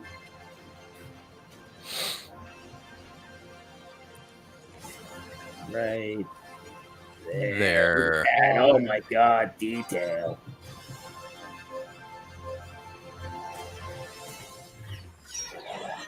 All right. I'm surprised I hadn't got bounced. Yeah, yet. I was gonna say. That was Yeah. pretty long. No, that yeah, I just wanted to show that real quick before we bounce out of here, just because you know, it is the 2-year anniversary of the announcement, and that particular scene, I think I can speak for everyone. Once you saw it, look, the one that hit me the most, obviously, was the Superman hologram when it happens, when Cyborg throws it up, and you know, Ezra's like, I'm just saying, I'm not going to say it, but I'm thinking with everybody. That scene particularly hit me hard. This one, it hit good the first couple times I've seen it, but like as I've seen it afterwards, it's such a fucking. I can't think of a scene in almost another movie, but another comic book movie that makes sense like that one does. The way he folds, it does what the Flash does, right? Mm-hmm. In a moment where they need it the most, and it's absolutely fucking phenomenal. The visual effects, I can't find a flaw in that entire thing, and Junkie XL's score is absolutely. I don't know what else I could say about that. The score, it's funny to think that that's a fire scene, but like if you it's hard to. Can you imagine it without that music, without that, like without Literally that? everything It doesn't had make to sense. be- Yeah, yeah. It's just like it. You know, when you look at the events that transpired upon, like the build up to the announcement of the Snyder Cut. Literally everything had to go so perfectly. Yeah. or else it would have never been announced. Mhm. Yeah. And it's just like that scene. Like every little piece fits. There's nothing out of place. There's nothing missing. It's just you know. It's It's funny a great third because- act, man. It's a great third act. Yeah. Oh yeah, dude. It's tying actually- it together with an entire team of superheroes and giving everybody their just due. Not easy. Yeah. To do. Well, and Not it's funny easy to because do. I think it was Junkie XL. I can't remember exactly what stream though, or it might have been like during Fandom or something when he was working on the score. Oh yeah. And he mentions like I think he says there wouldn't be a Justice League without the Flash. Mm-hmm. And the Flash literally brings the league together. And we just saw him literally put them back together. Yeah. And so it's like, it's so crazy to look back at that now and just see, like, you know, I mean, because we kind of knew like what was going to happen with that scene. Of course. But just like seeing him put it all together is just insane. Yeah. Oh, sickness. I remember that. Michael Jordan's playground. Oh, I yeah. do remember that. Yeah, he used to shoot the commercials. Yeah, he said. No, it was like a documentary thing. Or that was something. a documentary. Remember back in the day, Jordan used to put out all those VHS tapes. Like, Yeah. Michael Jordan's Playground was one of them. Zach did direct it. He said, I remember him talking about it and said that Jordan dunked on him. Like in between takes, they were playing basketball and he got dunked on hardcore. What up, Jogo? What's good, homie? Yo, we're late. We're about to wrap it up. Yeah. Late, says the White Rabbit. Sree says, "What you belong to us, feel?" Because I said he's Q. Oh yeah, what up, Q? What's good? What's good? We just seen y'all come in. Hey, sorry I missed it. Go back and watch. We've been talking about a bunch of different topics, but at the end of the show, we did go back and watch the announcement. The announcement in quotations, the biggest one that I think I've seen probably in some time. Was 2 years ago on this day when Zach announced Zack Snyder's Justice League was going to get released on HBO Max. And then we just watched the Flash's absolutely phenomenal scene at the end of the movie where, you know, he rebuilds the Justice League and he wins the day. So, whatever you guys do for the rest of the weekend, watch yourself some Zack Snyder's Justice League. I mean, I'm going to do myself the same. After I binge Love, Death and Robots. Death and Robots tomorrow, I'm going to binge it when I wake up. Hell yeah. I heard it was fire. Joey said the season was fire, so I will binge that in the morning. And so I'm pretty sure I'll be seeing you Sunday night on World's Finest. Where can they find you, Phil? Man, let everybody know. Well, thanks again, man. It's always a blast coming here to chat it up. Fire Fridays every Friday. Y'all can listen to any of my two shows, Superhero Stress or The Eternal Night, on Podbean. You can catch me on the Four Nerds. You can actually catch me there tomorrow. Night. You coming tomorrow back? Night. Coming back with this. Oh yeah, let's share this. Here we go. The Batman Late Night Movies is coming back. Dawson and I are going to be talking through every Batman in cinema, in film, from Keaton to Pattinson. Nice. Just, overall thoughts of every kind of movie they've been in. So I'm sure Zack Snyder's Justice League is for sure going to come up in that conversation as well. But yeah, we're going to just be having a nice old chat about the Bat in cinema. Nice. And Neil, man, tell everybody where they can find you, what you got going. You all can find me on YouTube, The Irregular Neil. Find me on Instagram for all my other shenanigans, Irregular Neil. And everybody, don't forget, come take a ride on the irregular side, because I know why wouldn't you want to? Yes, sir. I know you say season 2 coming, isn't it? Yeah. I'm sorry, everybody. That's right. Well, there's always a lot coming. You got Crisis on Irregular Earth. Crisis on Irregular Earths is coming back. Yeah. Get ready for that. Season 2 of the Irregular Toy Show is coming back. I've got. I want to see what's in that box, bro. That box for Honey Dick Jazz yesterday. I'm like, no, we can't show what? What you do? Honey of the what? Oh man! You gotta get a drop of Archer when he's like, phrasing. Yeah. Joey, man, tell them where they can find you, homie. You can find me on Twitter at JoeBear94, Vero on Instagram at Joey Marino. Sunday, we'll probably be on World's Finest talking about Love, Death, and Robots, some other good stuff. Yeah. We got a lot, man. It's a lot going on. So so I appreciate, as always, everybody who joins on the Friday night stream. I appreciate you spending some Friday evenings. Friday nights, people got a lot going on, and I appreciate you guys deciding that I'll come spend a few hours listening to you guys talk about movies, nerd shit, whatever. In this case, the announcement for Zack Snyder's Justice League, which it's a moment we'll never forget, and I hope that you guys out there watching will never forget it, because it's that important, I think. And man, I hope you guys enjoyed watching our opinions and things of that nature. I'll just I'll put it plainly. If you can watch the show, and if you disagree with us, if you can at least have the decent conversation, that's a fine thing in our opinions. But if you're somebody who just can't play nice, and by play nice, you know exactly what the fuck I'm talking about, this is for you.